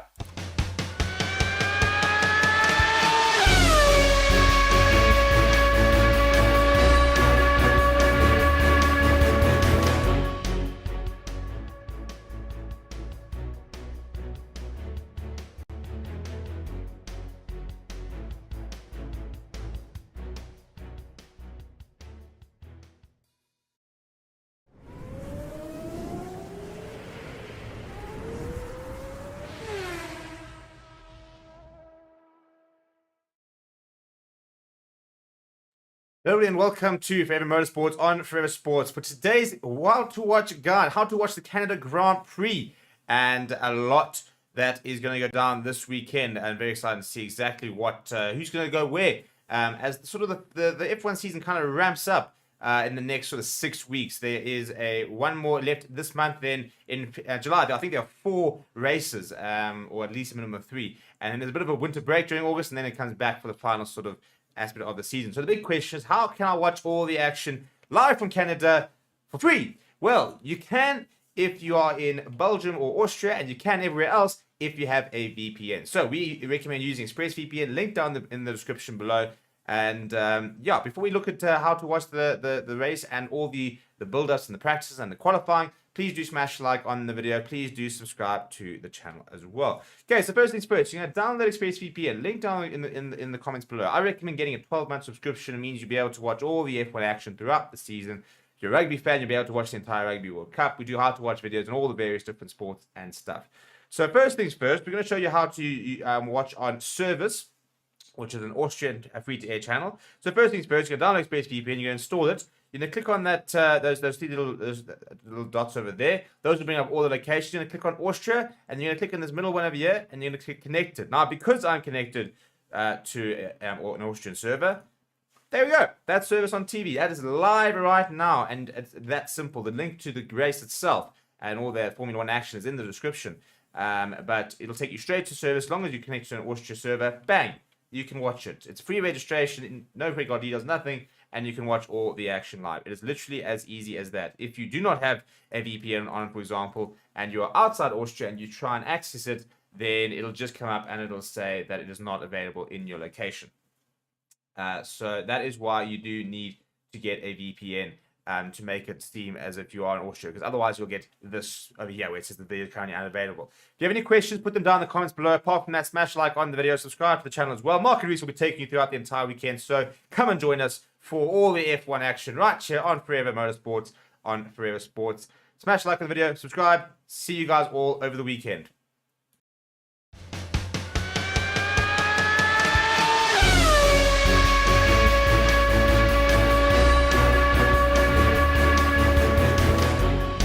Good evening, everybody, and welcome to Forever Motorsports on Forever Sports. We've just finished watching day 1 of the Canada Grand Prix. Of course, FP1 and FP2. Not much to speak about in FP1, however, due to a massive issue with CCTV cameras, which caused a red flag for the entire session, which was eventually abandoned 10 minutes before the end of it. So it was a very long session of really nothingness. However, we did have a red flag caused by the Alpine of Pierre Gasly, who had a big gearbox problem and was subsequently replaced for FP2, where we had another 2 red flags, but at least a 1.5 hour session to make up for the lost session in FP1. Reese, what are some of the takeaways that you take from today?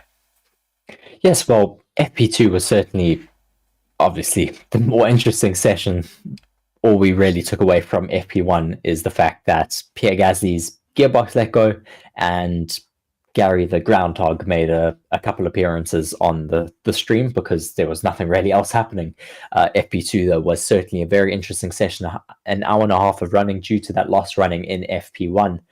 So there was a lot of teams trying to get to the bottom of their new upgrades. Aston Martin had brought a massive upgrade package to this race weekend, as well as Alpine and the Williams team. So they are all just trying to get a lot of correlation done for their new upgrade packages. We did have, though, in FP2, Lewis Hamilton taking the top spot of the timing boards at the end. With the Mercedes, they certainly seem to be quite rapid with their upgrades that they brought to Monaco. Yeah, very interesting right at the end of practice 2 to see no Red Bulls in the top 5. We had 2 Miss Mercs, then Carlos Sainz, then Fernando Alonso in 4th, and then Charles Leclerc in 5th. So Verstappen only in 6th. Of course, they did do their quali attempts a little bit earlier than the other drivers there, so they probably would have got quicker times had they gone out a little later on those slots. But still interesting to see that the top 5 were very, very close and very competitive with each other. 3 different constructors there, so great to see, hopefully, heading into the race weekend. Yes, we certainly hope to see multiple constructors fighting it out for the race win. I mean, I'd love to see a Ferrari versus Aston Martin battle. That would be super cool to see for the top. See something different. I mean, we don't just want to see Mercedes versus Red Bull, even though it would be great to see Mercedes back at the top again. We want to see some different teams fighting for the race wins. Aston Martin has made some great progress from their start in Formula 1 just a few years ago with Seb and Lance Stroll. So great to see Fernando Alonso able to take that team a little bit higher up the grid. Yeah, and Lawrence Stroll was really aiming to try and somehow get two podium positions, two podium finishes rather, in this Grand Prix. So it's a tall ask for the Aston Martin team, but Fernando Alonso's there and thereabouts with pace so far. And after FP2, of course, we still have to see what happens in FP3 and qualifying. Qualifying could potentially be in the wet. We saw FP2 finish in torrential rain. My word, seriously, massive amounts of rain. It's basically impossible to drive in. And so lots of potential rain coming for qualifying tomorrow. So that could throw a big spanner in the works in terms of pace. And maybe it does result in that sort of thing happening. Maybe that's an advantage to Aston Martin. Yes, well, Aston Martin, as you said, are quite good in the rain. We saw in Monaco how Fernando Alonso seemed to have some good pace. I mean, it should give us a great race to watch, at least on Sunday. We don't know if the Mercedes are any good in the rain with their new upgrades. I mean, they seemed all right in Monaco, so don't really know just yet. No, and however, they did manage to finish FP2 right up there in the 113s, first and second. A great show put on by the Mercedes drivers of Russell and Hamilton, who took forever to get those quick laps in, of course, doing a long race in the beginning, and only decided to come out on softs after that red flag to Hulkenberg about half an hour into the session. Alpine, however, going to be a little bit concerned, surely, because it sounds like it might be another gearbox issue. Gasly, of course, had that gearbox issue in the first 3 minutes of practice 1, before it was, of course, abandoned, basically. And they've managed to replace the gearbox before practice 2. He managed to get some good times out there, but then Ocon had a big issue and he had to stop on track, and it sounds like it's also the gearbox. So, concerns? Yes, certainly there will be concerns in the Alpine garage if they have a double gearbox failure within 2 hours of each other. I mean, that's certainly very concerning for them. They'll, I'm sure, be doing a big investigation into that overnight, as well as in the next few weeks before the next race, as well as the others. They won't want to be having these issues further down the line. Luckily they're not a supplier team. They in-house team, at least with the engine department. So other teams aren't going to have to be worrying about those issues. We did have that red flag for Esteban Ocon in FP2, and then we also had another one for another gearbox or engine related issue. We had a big fire for Nico Hulkenberg's car. Well, I say fire, but I mean it was quite smoky, so we assume there was a bit of a fire under the bonnet there. Yeah, and also another team that we look at in that practice, which sort of surprised us as well, was Ferrari, who seemed to find a lot of pace. That they were right up at the top near the very beginning of the session, and they stayed there right up till the end. Yes, Ferrari seems to have quite a lot of pace. I mean, we didn't get great runs from the Red Bulls on those soft tires, so not very indicating at the moment of where they stand, but Ferrari seem to be quite strong. I mean, once again, Mercedes seem to be on top of them, but maybe they still have a little bit of pace in hand. Yeah, I mean, we didn't get to see what Ferrari had up their sleeves towards the end of that session. We had the rain, of course, interrupt us, and also Red Bull, I'm sure, would have tried something. As we just also see now, just watching the remnants of this practice 2, the torrential rain is now into the pits, and you can just see how everybody's ducking for cover. It's really wet out there in Montreal, and that's the prediction for qualifying. There's going to be a bit of rain, and for the race as well. So it could really throw a lot of chaos into the grid potentially. So, I mean, who do you think's favourites now going into qualifying tomorrow? I mean, I think we can't rule out Fernando Alonso. He should be very quick in qualifying.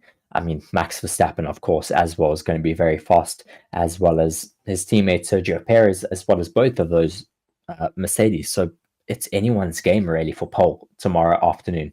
Yeah, and of course the weather plays a big part in what could potentially happen there. If the rain starts to set in before some drivers have got some soft tyre runs in, they might finish very far down in Q1.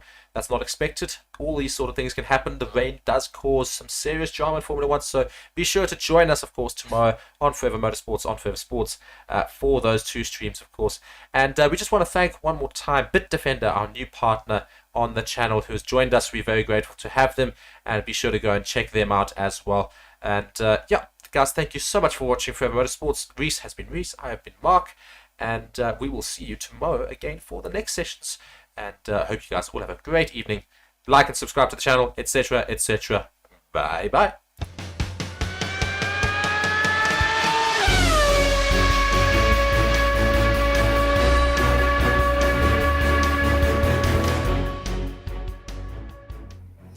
Hello everybody and welcome to Forever Motorsports on Forever Sports for the free practice 3 session of the Canada Grand Prix, and I'm joined by Reese of course for this session, and I'm looking forward to seeing what happens. And to all of you wherever you are in the world, welcome to the stream, and we're all always very happy to have you all here. And obviously we've just watched the review of day 1, but what do you expect is going to happen in this session now, Reese?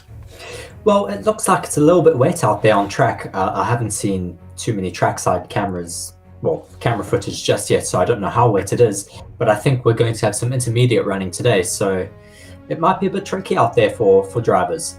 Yeah, and just to let you know, we do have a new partner on the channel, and hopefully it won't be.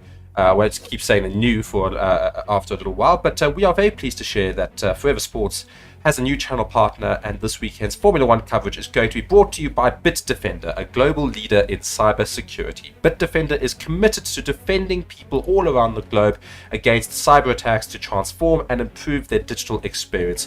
With Bitdefender Total Security, you can protect up to 5 devices, whether it be Windows, Mac OS, Android, and iOS. Bitdefender has you covered with unbeatable threat detection against malware, spyware, and adware, and does this without slowing down your devices. If you want to learn more about Bitdefender's total security, then please click on the link in the description and in the chat.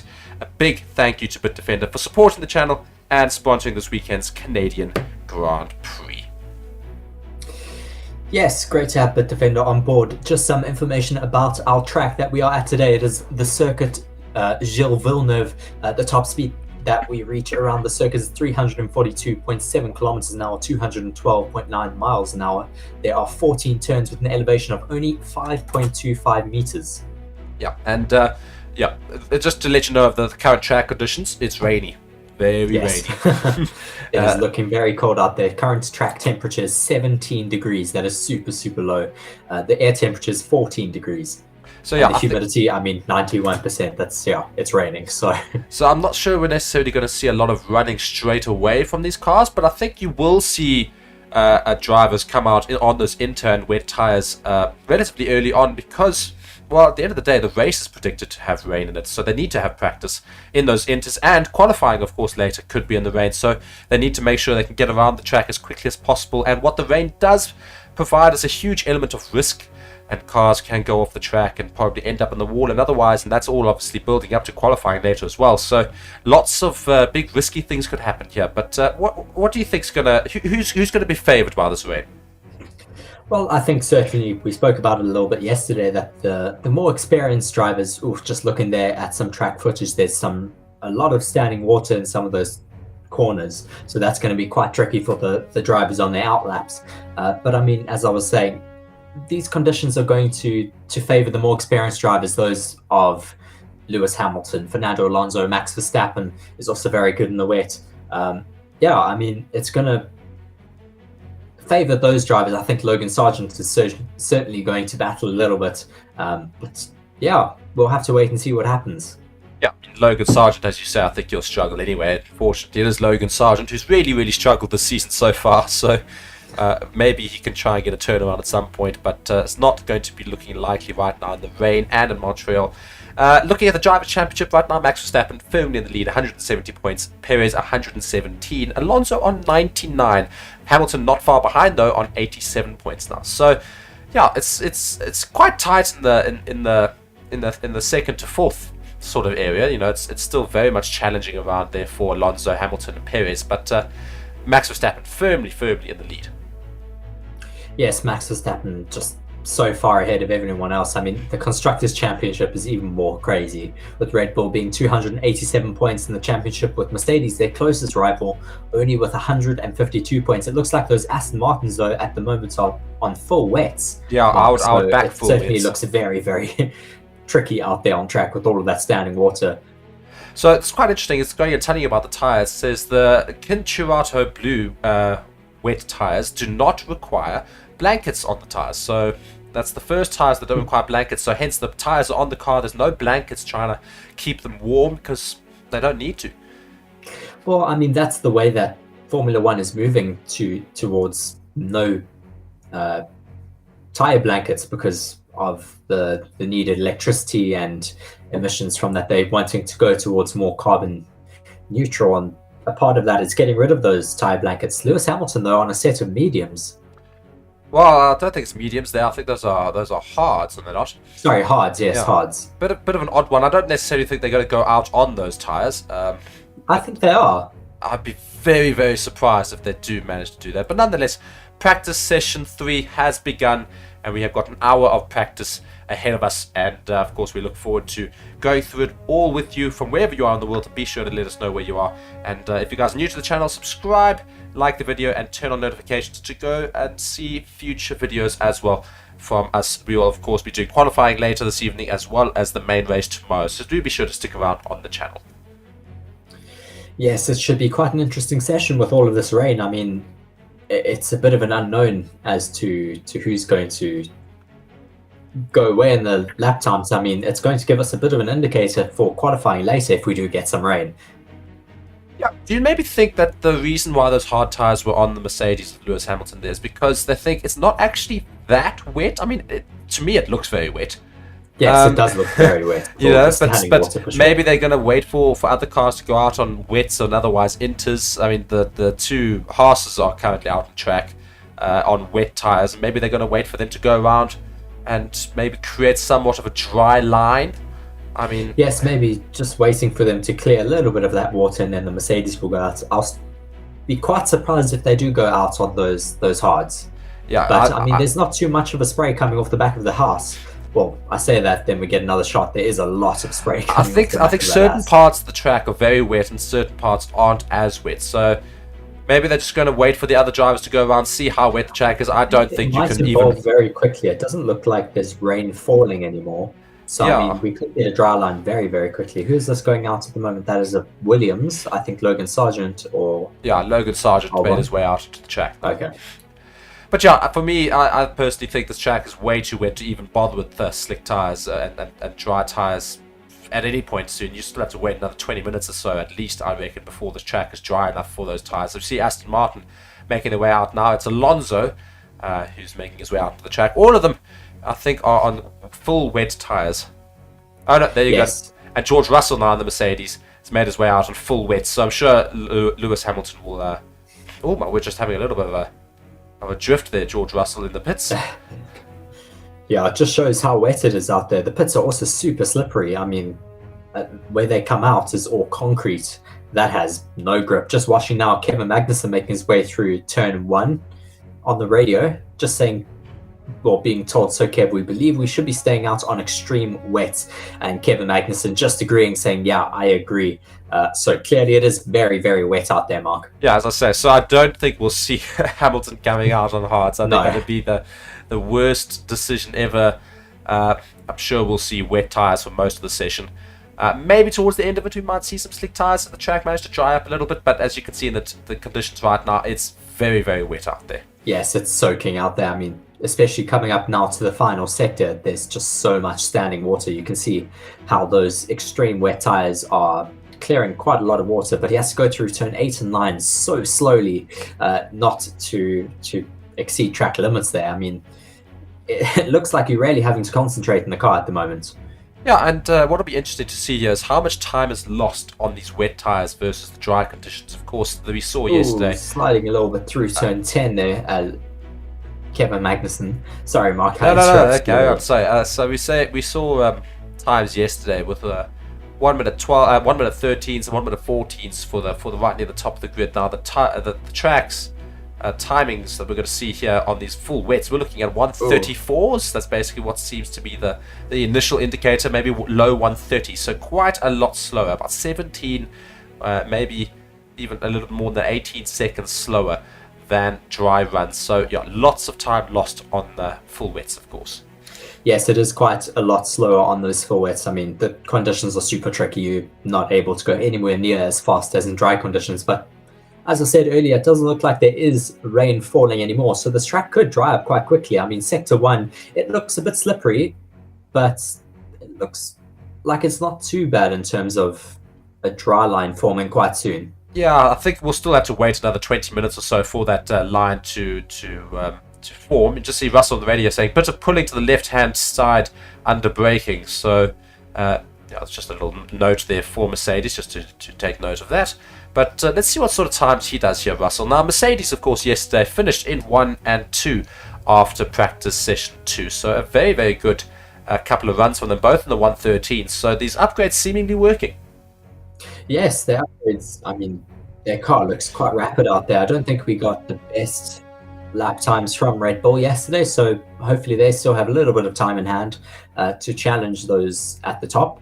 But I think it's going to be quite close here today, especially with the rain. It's going to make things quite close to the top. Yeah, and George Russell now is going around in his lap. We've just seen Alonso's gone quickest, a 132.2 on quite full a lot wets. faster than Hulkenberg. Yeah, quite a bit who's faster put than the himself other. into second, but I mean he's just over a second, 1.3 seconds faster, as Kevin Magnussen now puts himself up in the 132s as well.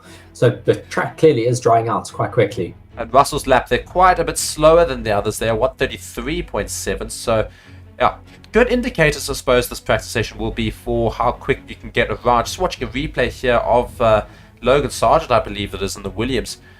Yes. No, that's Alex Albon. That's Alex Albon, sorry. Just watching here, and he just has to dive out of that. Just missed the turn, unfortunately. Yeah, I think he might have just locked the rears a little bit and wasn't able to make that corner. Doesn't seem to Just lock the looking rears, at just his seems rear to tyres. not bother. Just Yeah, seems to just- carry on going. He decided, yeah, I'd rather just run the corner than take it. Fernando Alonso coming through the final corner. There's just a replay. He got held up a little bit by, I think that's Yuki Tsunoda. Who was the blind guy in the AlphaTauri? That's Tsunoda who's blind. Tsunoda. No, that's horrible. You can't say that out of all the drivers. Oh no, that's hilarious. Another great Fernando Alonso comment says we do have, I think it is Oscar Piastri out on track at the moment, putting in a hot lap, doing quite well. Only 0.4 seconds off of Alonso's first sector time at the moment. I just still can't get over Alonso's. Alonso just lives the life at the moment in Formula One with regards to his. He makes such hilarious comments, and you can just see he's really enjoying. Oh my word, big drift there from Oscar Piastri. Oh yes. And also now just divert back to the Aston Martin pit where we see, I think it's Alonso. Yes, Potentially Alonso going into Inters. Yeah, it was Alonso. I saw the number on the side of the car. Yeah, Alonso's come into the Oh, pits. yellow and changed flag in some sector 1. tyres. Yellow flag in sector 1. Let's see what that is Wonder who about. I'm sure it'll be that is cleared. for. It looks like Nico Hulkenberg, possibly. Ocon has He set a was new going fastest quite first slow. sector. Wow. The Alpine seem to be quite fast in the rain. I mean, green flag is being shown yet again, though, so that Yeah, so not a problem. incident has been cleared. And purple second sector for Ocon as well. So this could be a very quick lap from the Alpines. And we have said the Alpines are starting to look a lot more dangerous in terms of challenging right near the top of the grid, which is We great do to have see. a Red Bull leaving the pits now, though, but let's see what Esteban Ocon can do in the final few corners. He is coming up to that final chicane now. He does have some traffic in front of him, but hopefully they will not hold him up too much. They should get over the Just 131, snaking, yeah. though, as he comes over all of that. A Yeah, he does, 131.4. 131. And Ocon being told on the radio that more rain is expected in 9 minutes. So I don't think we'll have Gosh. any dry running today in this No, it session. doesn't look like it, but always exciting to have rain in a practice session. It's, I mean, quite fun to watch for us. Just watching Yuki Tsunoda make his way Oh, through my turn word. four, Oh, getting my so close to the wall there. Oh, and he does and then spin just right spinning around. the car. Oh, dear. Gosh, he does a full 360 there, but luckily doesn't hit the wall. So it does very well to stay out of the wall, which is good. But yeah, unfortunately, just a little bit of a blips there from Yuki Tsunoda, who Alonso It was calls. very slow though. I mean, it wasn't a fast spin. It was, yeah, very ballet-esque. Yes. But Alonso referring to Tsunoda, not necessarily knowing it was Tsunoda, but said, who's the blind guy in the AlphaTauri? And his team responding, Yuki Tsunoda is the blind guy. Yuki Tsunoda. Perez has set a second fastest lap in the wet at 131.47, just 0.05 seconds behind Esteban Ocon's Alpine time there. And Piastri's moved up into third position at 131.8. Yes, Oscar Piastri looking quite strong at the moment in the McLaren. I mean, I'm interested in seeing what Lando Norris can do, as Alonso is now going even faster in Sector 1. He is on a set of inters. So clearly it is all right for inters now, Mark. They've cleared a lot of that water, but he is still sliding around a little bit there. Now coming through that second sector. So much spray coming off of that car. Yeah, I wonder whether or not Fernando Alonso is one of the only drivers who could possibly try and take on this track in the intermediate tyre, whereas some of the less experienced drivers might want to stay on the wets. You do see that his middle sector, sector 2 there, is much slower. So Yeah, it is quite a bit slower, but he should be able to go quite fast now down this main straight, depending on how much standing water there still is. He does have a bit of trouble, though, getting the car on the power, as you do see it just squirms there a little bit. Hulkenberg has now taken P1 with a 1:30.7. This track is getting faster and faster, clearly drying out a little bit. Tsunoda now taking that number 1 spot with a 1:30.6. Sergio Perez coming down that main straight, though, at the moment, as well as Alonso now approaches the finish line. And Verstappen's currently going around, and he's currently got 2 better sector times than Tsunoda as well, so he should put on a new fastest lap, depending on how he gets around. But yeah, I don't think it's quite ready for Inters yet. We could see they lose quite a lot of time in sector 2 and sector 3. Whereas yes, Alonso just wasn't able to put the lap together too well. Gasly has now gone 3rd with his wet weather tyres. And Verstappen just having to do a little correction there as he's coming on to that last close there to the wall of champions. And he only gets to 3rd position as a result, a 1:30.7, still behind Yuki Tsunoda and Nico Hulkenberg. Esteban Ocon now on another hot lap, not doing any personal best in the middle sector, but personal best in the first sector. Yuki Tsunoda still holding on to that number 1 spot, as Carlos Sainz now is making his way through the final sector. Currently in turn, big slide there from Esteban Ocon into turn 13 and then 14, missing out on that wall of champions. As he now does finish the line this time, puts him into 1st, even with that big slide, Mark. Alonso now on those Inters, sorry, just looking here, Alonso's now got 2 purple sectors. Sector 1 and Sector 2 he is now purpled in those Inter tyres, and he's coming through Sector 3, so maybe it is ready for Inter tyres because Sainz has put himself right up to 2nd on Inters. Leclerc's also out on Inters, although, oh no, Alonso's had to abandon last couple of turns, yeah, so he's not going to get a quick lap there at all. Unfortunate for Fernando Alonso, who's going around very quickly on those Inters. But yeah. Yes, he'll just have to take another try at it. I mean, he's had 2 tries now. Won't hurt to do a 3rd. And Perez now goes fastest at 1:30.2. Very good from Sergio Perez, looking quite comfortable here in the reins. Fernando Alonso looks like he's on a bit of a slow lap, as Pierre Gasly now puts himself into 1st place. Just watching this final sector from Fernando Alonso, where he just lost that lap time, just locked up his front right into turn 13, or into turn 14, I think it is there, and just having to cut that chicane.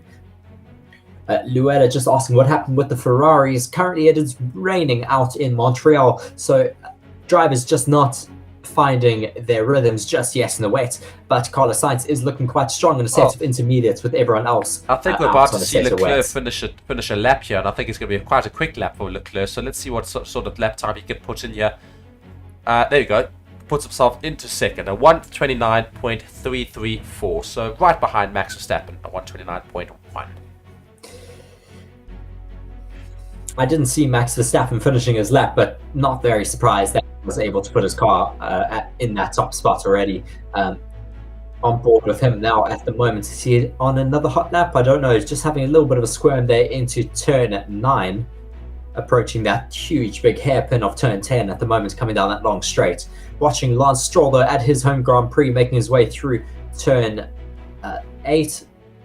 He's improved on the sector time of Verstappen in Sector 1, so that'll be good for Lance Stroll. Let's see how he can fare. He's on Inters as well as his teammate, so let's see how he fares in Sector 2. Looking very neat through that chicane there as he approaches the 2nd sector time marker. Let's see what he does in the middle sector. Almost spot on with Verstappen's time in that 2nd sector, so if he could just not mess up the 3rd sector, he could be very, very close to Verstappen's time. Yes, certainly should be able to get very close to Max Verstappen's time.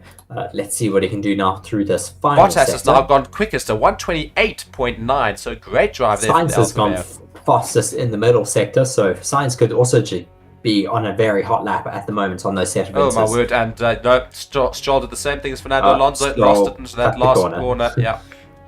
But the Inters are starting to show they've got a little more pace, but they seem to also struggle every now and then. We could just see in the final corners, especially, the Inters just seem to, unfortunately, not hold it out all the time. Maybe a bit too much standing water. Sainz now coming around. It's going to be quite a slow lap for him. Let's see already.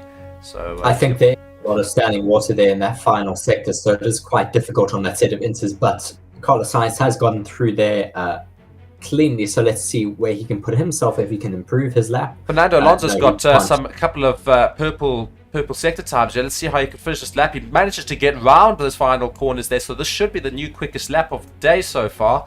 Maybe a 127 if we could hope to see, and it does, a 127.5.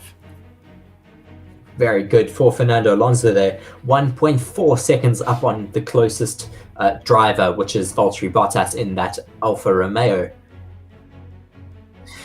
Interesting article that came out, or interesting news that came out in between yesterday and today, Mark, is the news that Michelin looks like they are putting in a bid to be... Was it Michelin? It's Bridgestone, Or was it Bridgestone? Yes. Sorry, I'm getting confused with Le Mans, as it looks like Yuki Tsunoda has gone off the track. Yeah, I'm sure he'll be able to get going again. Yeah, easily. Yes, it was. Sorry. Bridgestone have submitted their bid to become Formula One's tyre supplier. BBC sources have said that it is considered a serious option to replace Pirelli. It will be extremely interesting to see if we do get a bit of a fight for Formula One's tyre supplier.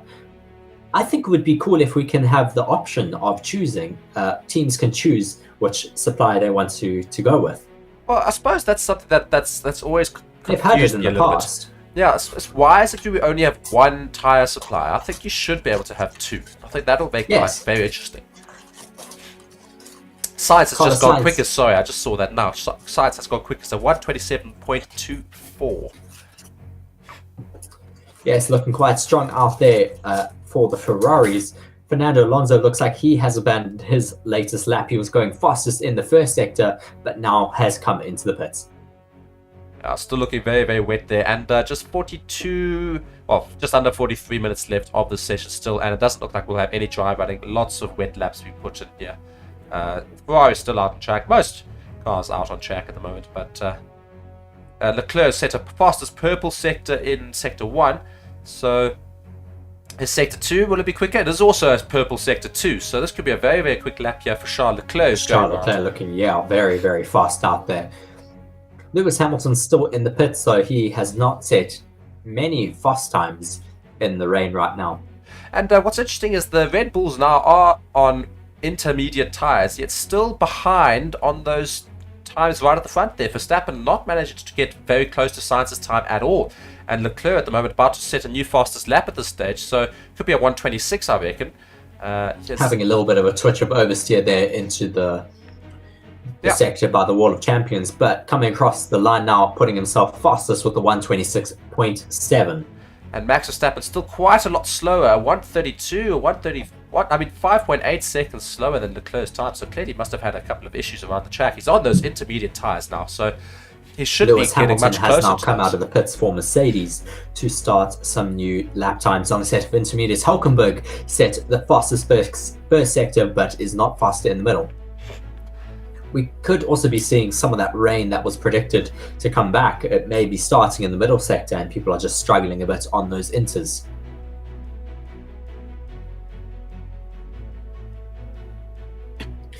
Nico Hülkenberg approaching that first corner now to start another hot lap.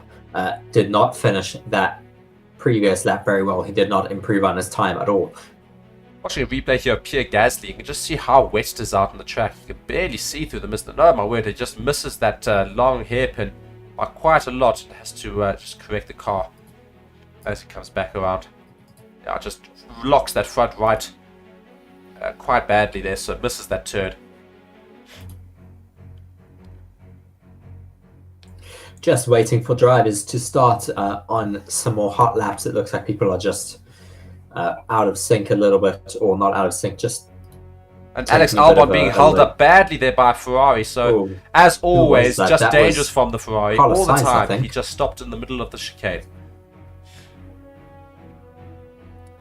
Yeah, very poor from Carlos Sainz. Yeah, that was Carlos Sainz. Not very good driving from him. I mean, that's certainly very dangerous when you're on the racing line in such a fast corner like that. Nico Hülkenberg going very, very fast at the moment, setting a first and second purple sector, so he will be coming up to that finish line very shortly. Let's see what lap time he can put in. Oh my word, look at Hülkenberg's times here. 2 purple sectors. Let's go. And Yes, about to cross the line. Where does he put himself? 126.4, fastest lap of the day so far. Great little lap there from Nico Hulkenberg. And we can just see now most of the of the teams have decided to switch modes and change onto those intermediate tires from the wets. And speaking of switching modes, drivers will be switching modes throughout to see what works best for them, much like our sponsor Bitdefender Total Security software. Bitdefender Total Security detects when you play, work or watch a movie, so it knows not to bother you with unnecessary requests. Depending on what you are doing, Bitdefender temporarily halts pop-ups, adjusts visual settings, and pauses unimportant background activities so you can enjoy your device to the max. If you want to learn more about Bitdefender's Total Security, then please click on the link in the description or in the chat. And once again, we just want to thank Bitdefender for sponsoring this weekend's Canada Grand Prix. Charles Leclerc coming through that final corner now to finish up another hot lap. He has the fastest middle sector, and he does put himself now into first with a 125.7. These lap times are certainly dropping very quickly. Max Verstappen also coming across the line.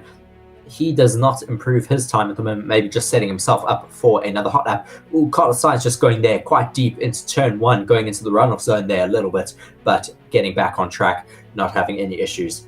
Yeah, I think that was just reminiscent of too much pace on that start-finish straight, because obviously he just set a very quick time there as well, just 0.39 seconds behind his teammate Charles Leclerc, who of course has set the fastest lap. You're just watching a replay of Charles Leclerc just ride that curb a little bit. And yeah, taking some air in the front left tire, the front and the back left tire as well. So certainly bouncing around. Yes, I mean, but getting that last chicane very, very well. Finding himself quite a bit of time to the rest of the grid. I mean, he's 0.399 seconds ahead of his teammates. That's quite a good gap to have at the moment. But this track is just drying up and evolving very, very quickly. And, we see the amount of... Sorry, Mark. No. We see the amount of water being picked up by the cars getting less and less every lap that they go around. Yeah, I mean, 37 minutes left of the session. You guys can see that on your little timing board. I think you do see that. It's there's Verstappen just complaining these downshifts are just getting worse and worse lap after lap. You do have to wonder as to whether or not there is something wrong with Red Bull, because they are quite a bit off the pace compared to the Ferrari. I mean, Haas and AlphaTauri are currently still beating both Perez and Verstappen, and they're not very close at all to those Ferrari types, and they're on intermediates. Yes, I mean, we expected Red Bull to be quite quick in the wet, because they do have quite a good car in terms of downforce, which is what you need during the wet. But yeah, they just don't seem to be quite fast enough right now. But maybe it's because they're running old intermediates that they've had on for a while. I don't know. Maybe they just need to try again. Lewis Hamilton has now finished a lap and put himself up into the top 10.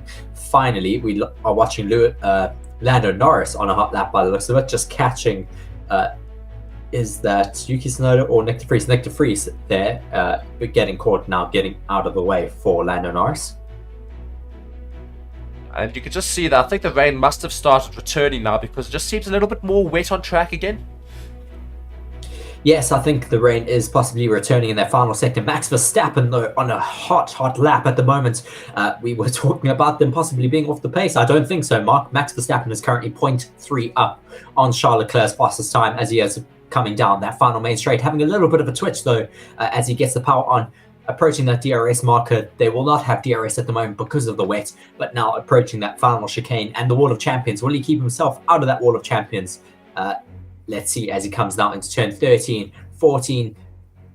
Yeah, he keeps himself very, very neat and tidy through that sector. And now approaching the line, he puts himself first with a 124.977, 7 seconds up on Charles Leclerc's fastest time. That is quite quick from the Red Bull. And there's the Red Bull that we all know. Yes, that didn't take long. Just waiting to hear what... I think this is Sergio Perez. Oh, he had a bit of a moment as well into turn one, going a bit deep and having to go over the grass there. And if you guys are joining us for the first time on the stream, be sure to like the video, subscribe to the channel, and turn on notifications so you can be notified about all future videos as well. And we'd of course love to know where you guys are tuning in from, where you're watching, who you're supporting, etc. Be sure to ask us questions in the comments. We always like to engage the comments as much as we possibly can.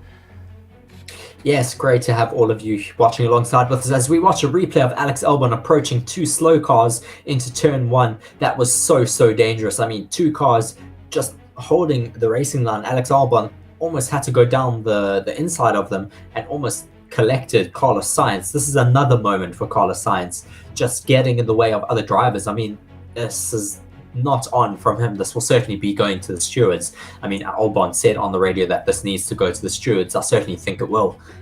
Just watching now, I think there's a Charles Leclerc going on another hot lap, just bottoming out quite a lot though down that main straight. Alex Albon approaching Carlos Sainz once again though down that back straight. Charles Leclerc with the fastest middle sector at the moment. Will he put himself fastest yet again? I think he will. He looks quite fast out there. Albon puts himself into 9 and Charles Leclerc takes that fastest spot once again. Verstappen 0.1 seconds behind Charles Leclerc's fastest time. This track is clearly evolving quite quickly though here today. Luella saying, watching from South Africa, thank you very much for tuning in. We're also coming to you from South Africa, so great to have a fellow South African watching alongside with us. Max Verstappen on another hot lap. Will he be able to, or Sergio Perez, sorry. Just listening to Max Verstappen saying that he had a bit of traffic though. He is currently on a hot lap. I was just getting a bit confused by a replay. He is not going fastest though in that first sector, waiting for his middle sector to come up. Now he is ever so slightly up in the middle sector, but let's see if he'll be able to take the fastest lap time again now in this final long straight. Getting a bit twitchy once again on the power, but looking a lot better than his previous attempt. Red Bull not bottoming out as much as the Ferraris though down that main straight. Approaching that final sector, the last chicane, 13 and 14, where you get very close there to the Wall of Champions. Having a little bit of a twitch there on the power yet again, but coming down that last DRS straight now across the line, and he does go faster, even faster than before. 0.3 seconds up on Charles Leclerc. These times are, as I said earlier, just falling faster and faster.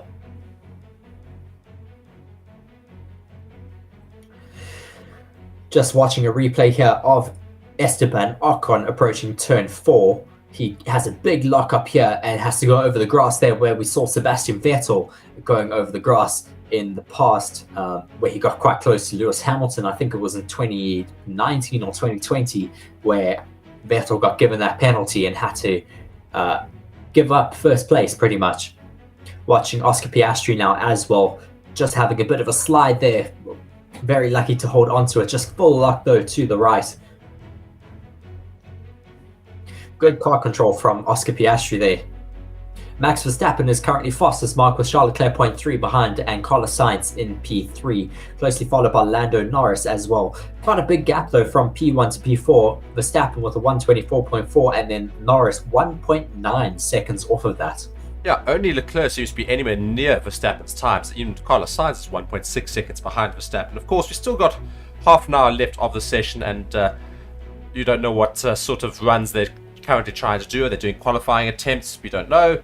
So they might be doing a little bit of race sims as well, because we've still got lots of time left in the session. Hamilton now going round. He seems to be doing well, I say that he almost looks like he's going slowly now, but we'll see what sort of lap times he can put in here. He's currently sitting all the way down at 16th, Lewis Hamilton. Perez has put himself now into 3rd. As I say that, he goes down to 4th. As Sainz puts himself up into 2nd. 0.28 seconds down on Max Verstappen's time. Yellow flag though in sector 1. I don't know what that is for just yet. Whoa, Carlos Sainz has had a massive off. Massive off for Carlos Sainz. Missing front wing, damaged rear wing. That is a big moment into turn 1 there. I wonder what happened. He is still in the car. He looks alright. Red flag. Up. Yeah, that will be a red flag. That is a lot of damage to the Ferrari. Hopefully he has not damaged the engine or the gearbox at all. But that is quite a lot of damage. Quite a high energy impact. Just saying, sorry guys, I crashed on the radio. We can see how we went into the barriers there. I think he might have just locked up on the brakes into turn 1 and then gone into the barriers on the right there. Wow, weird. It's a very weird place to lose it though. It's a big collision of that Ferrari there. Yes, just shows though how the safety of these cars work. The entire front wing section is an impact structure for these cars, so that is designed to come off in a high-speed crash, which it did, but he has also damaged that rear wing a bit. Hopefully it has not caused damage to the gearbox of the engine. Red flag though now is waving for this session. We haven't seen a replay just yet of the accident, but I'm sure they will should show that to us very soon. Everyone will be coming into the pits now, though. Yes, so just some people in the comments here just saying where they're watching from: Boston, USA, Toronto, supporting Ferrari, watching from South Africa, the Netherlands, from Rome, from South Africa as well. And people say Ferrari on fire, what happened to Sainz? Yeah, well, we've just seen Sainz now. He's getting out of the car. That car quite a bit damaged, but I think the engine and the inside of the car should be fine. Just watching finally a replay here of what happened to Carlos Sainz. As he comes down that main start, finish straight, just picks up a whole lot of speed, and I think he just doesn't manage to get it done. Maybe he just loses it into that first corner. Just watching him come across the line now, approaching that go. braking section. Yeah, he just locks the rear brakes and then hits into the wall with the front, and then just that spins him around and hits the rear. Not as high energy as I thought it would be, but yeah, quite lucky for him. It's a very interesting off there for him. I mean, I've never seen a car go like that here in Canada before. Yeah, I mean, it's just the car suddenly just decides to start spinning round. I mean, it seemed in control, and then suddenly went, no, we're just going to keep going instead of keeping straight. I mean, it's certainly a weird impact, but yeah, those wings are going to need some serious rear. replacing because they're looking very, very damaged here. Looking at inside the Ferrari box. His cousin, who's his manager, looking quite upset at the fact that he did have that off. He is getting out of the car though now, and that car is getting recovered, so we should get back underway very soon. It should be a very interesting qualifying session though later this evening. It looks like it's going to be similar weather, so it's certainly going to be very, very interesting. Please do let us know your qualifying predictions in the comment section. We'll be certainly going over that very soon. Yeah, and I mean, what's also interesting is that Carlos Sainz is just showing us the exact sort of things that the drivers are going to do later, and I think we're going to have lots of this sort of thing in qualifying later if it is indeed wet, because wet qualifying, of course, everyone's going to push their limits, and pushing the limits in the dry is bad enough, but pushing them in the wet, yeah, that's gonna cause a lot of issues, and I think we will have quite a few cars getting taken out in qualifying later, and that could provide a very, very interesting and entertaining qualifying session. So be sure to stick around for that, because that'll be very, very fun to watch. Interesting to see here track dominance Verstappen versus Sainz. We won't get to see Sainz going any faster, unfortunately, because his car is currently out. But Verstappen is faster in every single corner, especially the low-speed corners. Sainz is fastest down all of the straights. That's certainly rather interesting. I mean, we've seen in the past how Red Bull normally are the fastest in the straights. Possibly the Ferrari just able to get the power down a bit better. Also, I think Red Bull are running a bit more of a downforce. Yes, they do have a higher downforce rear wing. Dr. Anthony, they're asking in the comment section, well, Mercedes not looking promising at all. Yeah, they don't necessarily look like they have a lot of pace in the wet. They seem to be struggling a little bit. Russell only in 8th and Hamilton down in 16th. But again, we don't know what sort of simulations they're running right now. They might well start to do some quality attempts towards the end of the session. But yeah, at the moment, if they have tried to do some quality attempts in these Inters tyres, they're not looking good for qualifying at all. No, not at all. I mean, we certainly expected Hamilton to be a bit faster in the wet. Just watching Lando Norris in his cockpit, just sitting there. It looks like they are trying to do a little bit of repairs to the barrier, but I think it looks okay. It should be all right if another car goes into it. Yeah, I think they are happy with that, and they're getting back into their car, and we should get underway very, very soon. Just watching this replay. He does come quite fast, though, down that main straight, and then just completely loses it, turning left, and then spins left, and then hits that rear left into the right-hand barrier, and then that spins him around and hits the wing there. Yeah, quite a high speed impact, but he does seem all right in the car, thank goodness. But yeah, quite a lot of damage for the Ferrari team to repair between now and qualifying in a few hours. Yeah, the only good news is the fact that the damage they have to repair is not, if I may, it's not massively significant damage. I mean, it's the front left axle definitely needs to be replaced there. A bit of yeah, the front left axle, the front and rear wings will need to be replaced, but other than that, the main parts of the car in the middle seem to be okay, so that's the main thing. So Yes, well, I'm just waiting to hear from them if there is major damage to that gearbox, because that is going to be the major repair between now and qualifying if that does need to be fixed, because that is not a quick thing to change. So still currently under red flag conditions, just under 25 minutes left of this session, and yeah. Carlos has now returned to the pit lane with the Mercedes medical car. He is now walking back into that Ferrari garage, so he is all right. Luckily, didn't crash too far away, but is getting a bit of a consolement from those Ferrari mechanics. But they do know that they have a lot of work to do now between this and the next session. Just always interesting just to see what sort of thing. I mean, obviously they're going to be speaking not necessarily in English or whatever, but just interested to see how the crew is reacting to Carlos Sainz returning to the pits there, just to see the sort of attitudes and the. They don't seem to be too upset about life at Ferrari. No, I think you understand in the wet it's going to happen. It's difficult in the wet. You have that increased risk of a crash. Just looking here over the shoulder of Fernando Alonso, looks like they're just looking possibly at some stone chips on the car, on the side pods. Being informed now from race control, session will resume at 13:07 local time. So in 1 minute, we'll get back underway. Looks like we have some people now getting ready to go back out on track. Yeah, which is always good, of course. Just under 24 minutes now left of the session, so we should still have some good running now. And I think you'll now start to see those quali attempts and those quali sims start to take place. So maybe these times do start to fall. Do we see sub 124s in these Inter tires? I think we could. I mean, it's evolving constantly, the track. I mean, it's evolving quite quickly when these cars are out there. I mean, if they get out on those Inters, they should be able to get rid of a lot of that standing water. And I mean, also with no running, it's allowed that water to drain a little bit because it doesn't seem to be raining anymore. So yeah, it does look quite promising out there. And the session has now resumed, of course. So the two Mercs have made their way Ocon out, as well as there. Esteban Ocon in the Alpine. So immediately getting out onto the track. And I think the Mercedes have not done any quali attempts really. So maybe we're going to see them start to do that now.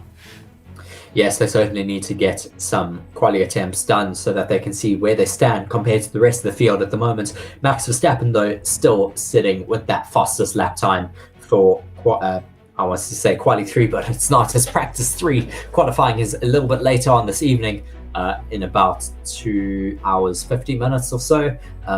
Yeah, still a little while to go until we get to qualifying this evening. Lewis Hamilton, though, on an outlap at the moment. Let's see what he does. Joel just saying, I have a good feeling in Mercedes. Let's see what they can do now with Lewis Hamilton out, hopefully to do some quali sims. I suppose it brings another interesting thing, of course. The nice thing about wet weather is that does make overtaking, and I know it sounds like a stupid thing to say, it makes overtaking more difficult. The only reason I say it's a nice thing is because if we should have some upsets with regards to qualifying later and Red Bull doesn't finish top, or, they have to fight their way through the grid, it's going to be a hell of a lot harder to fight their way through in the wet, of course. Yes, I mean, it's very difficult to overtake in the wet. You take much higher risks. I mean, of course, it's a given. The track is a lot more difficult to drive on, but it does make racing quite exciting because when you do get an overtake in the wet, it just makes it so much more spectacular. Max Verstappen, though, getting out on track now. Fernando Alonso passes him in the pits as he waits to do a practice start. Just getting some more data for tomorrow. There is rain predicted for tomorrow for the race. Max Verstappen doing that race practice start, but sliding around quite a bit as he gets on the power, but looking all right there. Oh my word, and Lewis Hamilton has had to take the scenic route. Lewis Hamilton, yeah, gone on the grass there, doing the same as Perez did a little bit earlier on in the session. And of course, we keep talking about Mercedes not having got very quick times yet, but also Aston Martin Stroll down in 18th and Alonso in 15th, so clearly they need to get some quality attempts under their belt as well. Yes, saw some cars that haven't necessarily shown their true pace just yet. Pierre Gasly, as well, I mean, has only put in lap times on wets. I wonder why he hasn't gotten out on a set of intermediates just yet. Just watching a replay of Lewis Hamilton coming into turn 1. What happens here? locks up badly. Just locks up his left front, yeah, and that's what causes him to have to cut the grass there a little bit.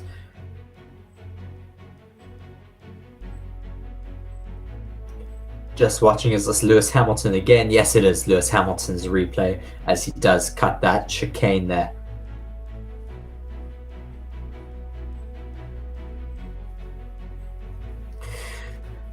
Lance Stroll on a hot lap at the moment on a set of inters. He's not putting in any fast sectors at the moment, possibly just getting some race data for Sunday when it possibly rains in the race there. Coming now through that second sector, Oscar Piastri on the radio, just saying being told we expect heavier rain in around 10 minutes time. We have 19 minutes left of the session, so around with 10 minutes left to go of the session, we should get some harder rain. Yeah, that could be quite interesting. I mean, maybe we'll get back out on those full wets. Yeah, and somebody just asking in the comments there how to watch the stream or how to watch the session. And if you guys go and look at the description of the video, you can go and see exactly how you can do that. We've also made a video on the channel about how you can watch Formula 1, so be sure to go and check that out as well. Lance Stroll now coming up to the final chicane into 13 and 14, getting quite close there to the Wall of Champions. Coming now across the line. Where does this lap time put him? It's not a very fast one, so he does stay down in 18th. It's always, I mean, interesting to see how different cars react in the rain, but it's a bit disappointing at the moment for Fernando Alonso and Lance Stroll. They're quite far off the pace. Yeah, so I'm sure we'll see them start to increase their times. Just watching a replay here of Alex Albon into that first turn, does the same thing as Lewis Hamilton, just lots of locking up on that front left, and also just has to divert and stick out of it. Yes, you can see all of the tyre marks there over the grass, where quite a few drivers have now cut that chicane.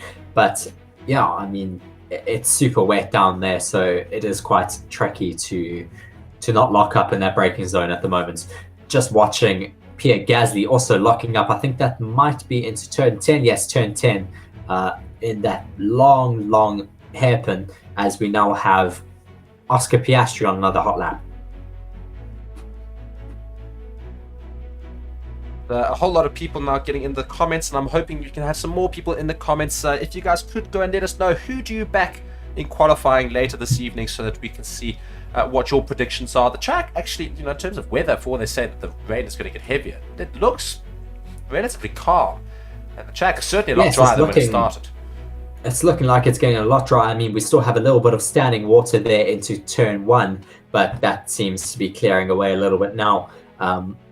Yeah, just watching Fernando Alonso. Max Verstappen, though, on another hot lap, fastest in the middle sector. Let's see what he does on this lap. Fernando Alonso coming down that main straight as well. Personal best in Sector 1 and Sector 2. Hopefully he will be able to get himself a little bit further up the grid. Yeah, and George Russell's now put himself into 4th position, 1 second behind Verstappen's quickest time. So finally seeing some pace from the Mercedes cars. Alonso's now going to cross the line. He's now pushed himself into 4th ahead of Russell.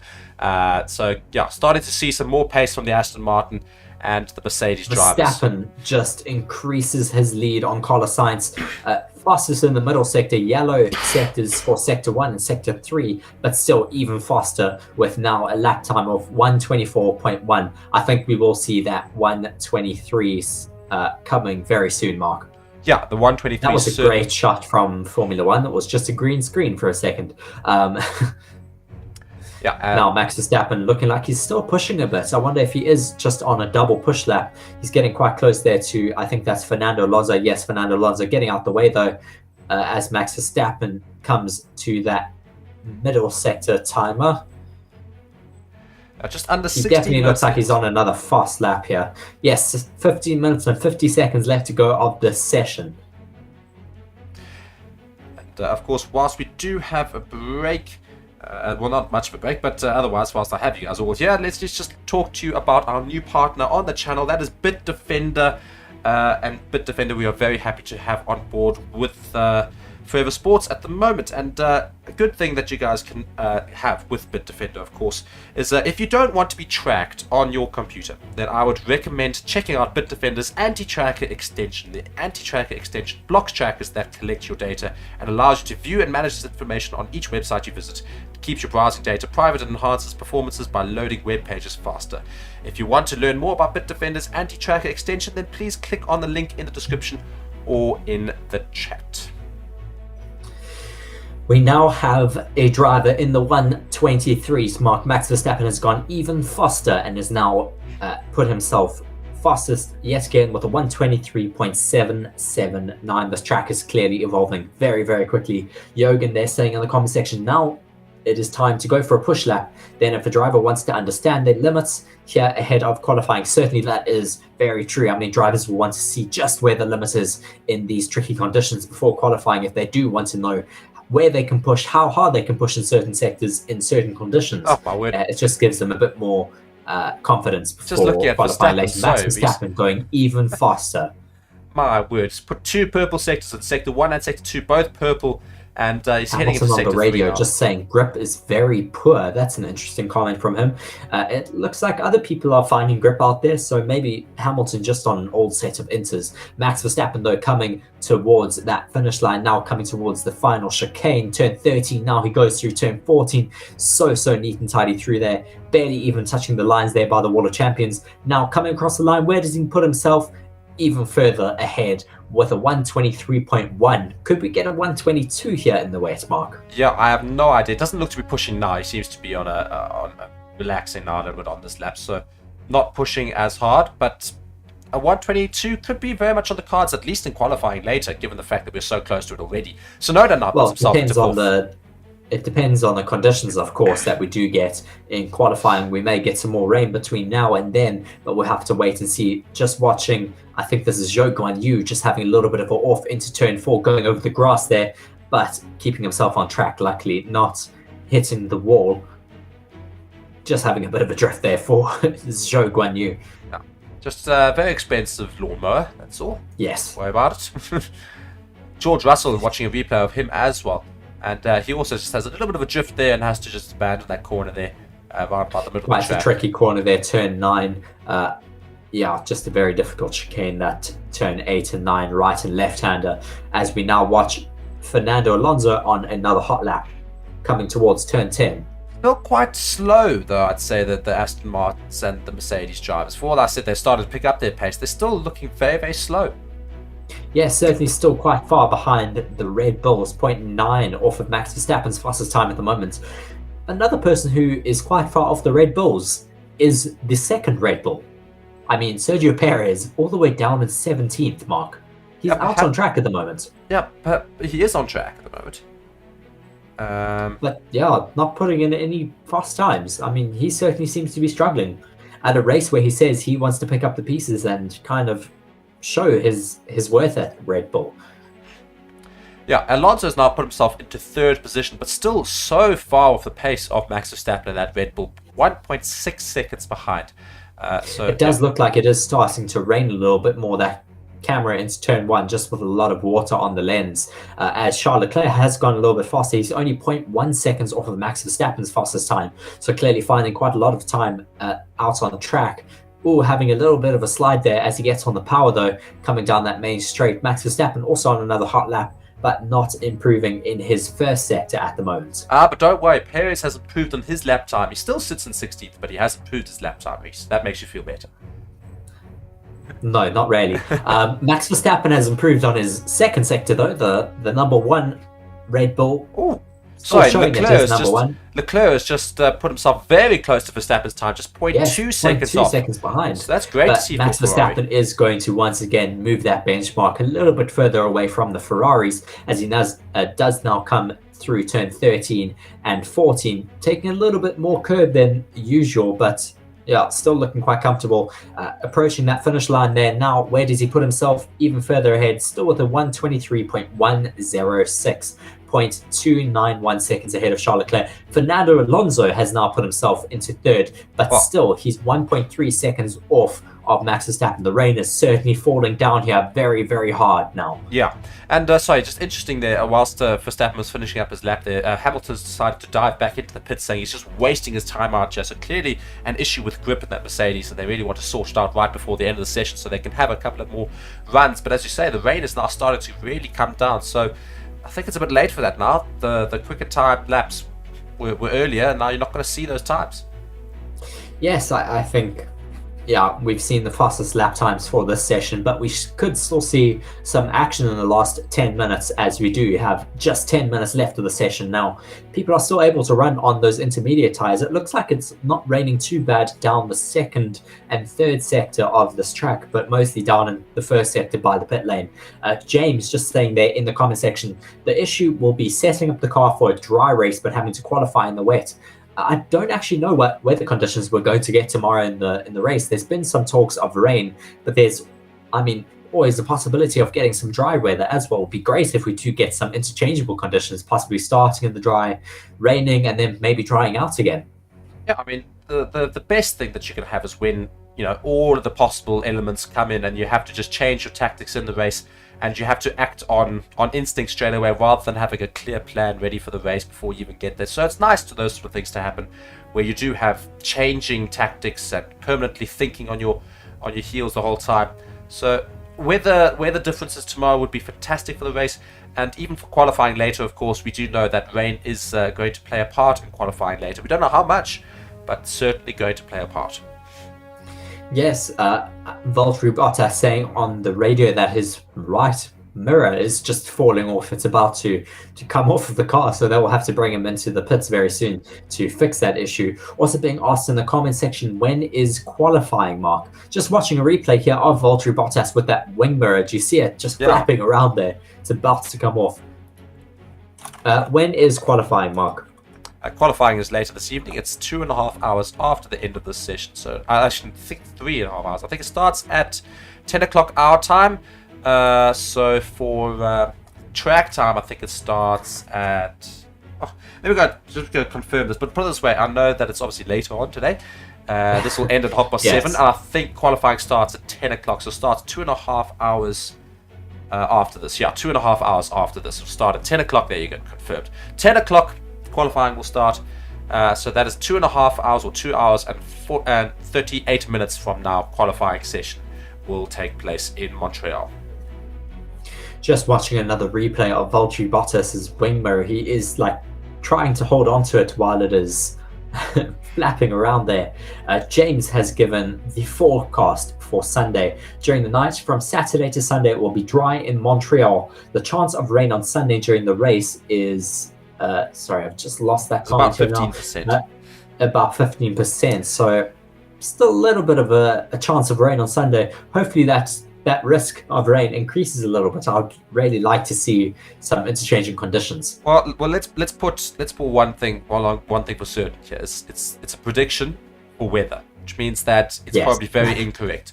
So we have absolutely no idea what could happen tomorrow with regards to weather, because I do know that we weren't predicted to have rain in much of. We weren't. They kept saying, "Oh, the rain weather system will miss us in free practice 2," and it hit very, very much in practice 2 yesterday. So it just shows that we don't quite know. Yeah, agreeing with you there in the comments, James, saying Parc Ferme could play a massive role.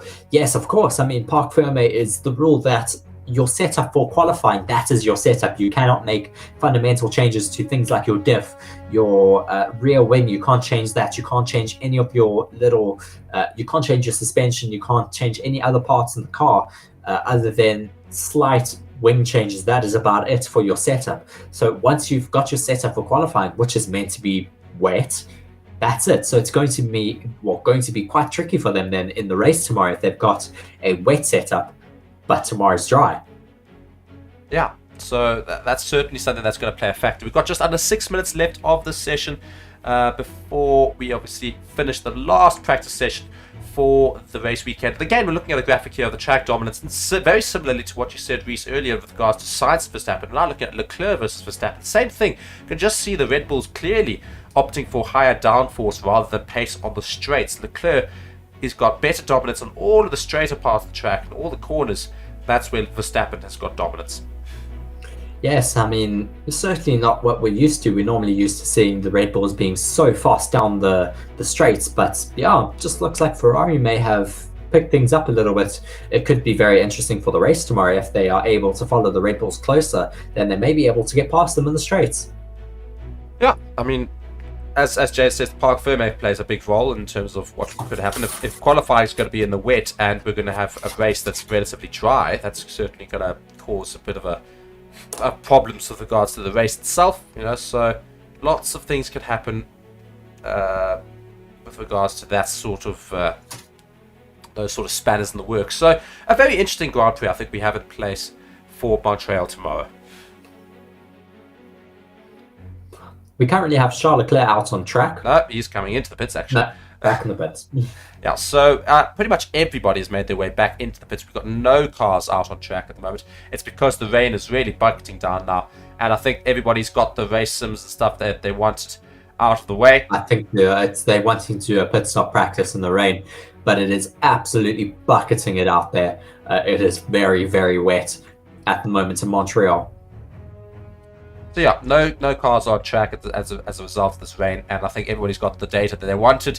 So we're pretty much going to see the end of the session. I've still got 4 minutes technically left of it, but no cars are making their way out. You can see all of those garages very much not bothering to take their cars out. Yeah, no, it's too much of a risk now. So close to qualifying later this evening. You don't want to take that risk. But, I mean, just looking at these clouds, they look like they're there to stay for a while, Mark. Although it does look like some drivers are putting on some wet tyres. Of course, it's become a wet track again, not an Inter's tyre track. So maybe they're going to get out there and try and do some practice starts right at the end. Maybe that's the only reason people might get out on the track again.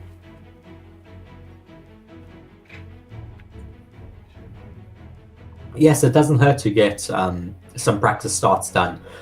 So, I mean, it looks like Fernando Alonso is staying on a set of Inters. It also looks like the Inters don't need tyre blankets, Mark.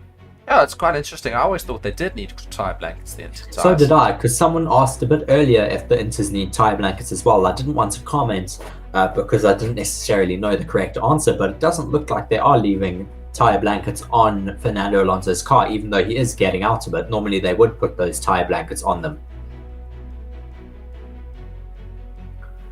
Just watching a replay of Charles Leclerc on his final lap here. Just watching how much water is going off of his visor, but just looking so uncomfortable in the car from a bouncing point of view. His head is really bouncing all over the place. That looks so uncomfortable. I mean, it is a lot less aggressive than in the drive, but I mean, yeah, it's still not looking very comfortable there in the car with all of that bouncing. I mean, that's really going to hurt your neck, especially if you have to put up with that for 70 laps during the race on Sunday. Yeah, I mean, the porpoising has been quite interesting this weekend because there's been quite a lot of it. So I'm surprised we've not really heard much about it since then. But I do certainly think that the teams like Ferrari and even Mercedes have certainly been a victim to a lot of porpoising on the track. Yes, I mean, Mercedes don't look like they're having too many issues with porpoising this weekend. They had a lot of issues with porpoising on their previous spec car with that zero side pod design. But they seem to be a little bit more stable with their side pods. But yeah, some other teams like Ferrari, I think also the Aston Martin seem to be bouncing a little bit down that main straight. Just watching Kevin Magnussen out of the car at the moment, having a chat with his engineers, possibly just giving them some information before this next session. But he is walking off now into the back room to go and possibly just get himself ready for qualifying. Lando Norris also having a chat with his engineers, just making possibly some more setup changes before the next session. 1 minute and 15 seconds left though of this practice 3 session. Then we have an hour and a half, 2.5 hours, and then we have qualifying. Yeah, let's put it this way. I actually don't think any cars are going to make their way out to the track to do a practice start. I think it's a bit too wet and nobody's going to bother doing that. And I think half the drivers also thinking it's cold. I feel like staying dry and getting warm for qualifying later. So, yeah, I don't think we're going to see any action happening here for the rest of this practice 3. Just still about 40 seconds left of the session. Of course, we'll take you then until then. But we do just see the track is absolutely drenched. The rain is coming down in vast quantities around the track. So, certainly not something that most drivers will want to be getting out into. Yeah, no, it's very, very wet out there on track. That's going to be washing away all of the rubber that they put down in this session, and it's going to be green yet again for the next session, so they're going to have to work from scratch once again. Yeah, and we've got 10 seconds left of the session before we will finally have that flag. Of course, no cars make it.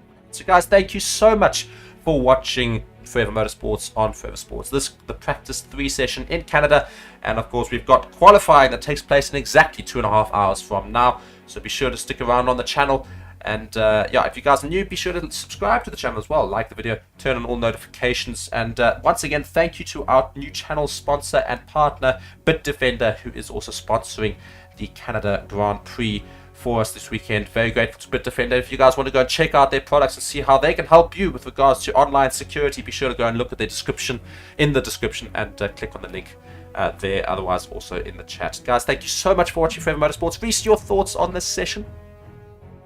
Yes, it was certainly an interesting session to see all of the cars here in the rain. Just watching now, Carlos Sainz's car being lifted, and it's going to be taken back to the pits very soon. Certainly interesting to have had that big shunt from him. A little bit of work to do for the Ferrari mechanics before qualifying, but I mean, not very surprising to see Max Verstappen all the way at the top of the timing sheets here in the wet. We expected those Red Bulls to be fast, but great to see that Leclerc and Alonso are still in contention here. Yeah, so that's of course finishing up practice 3. We've got qualifying coming later, so stick around on the channel to go and look at that as well. Guys, thank you so much from Reese and me, Mark. We have been Forever Motorsports, and we'll see you in qualifying later. Thank you so much. Bye bye.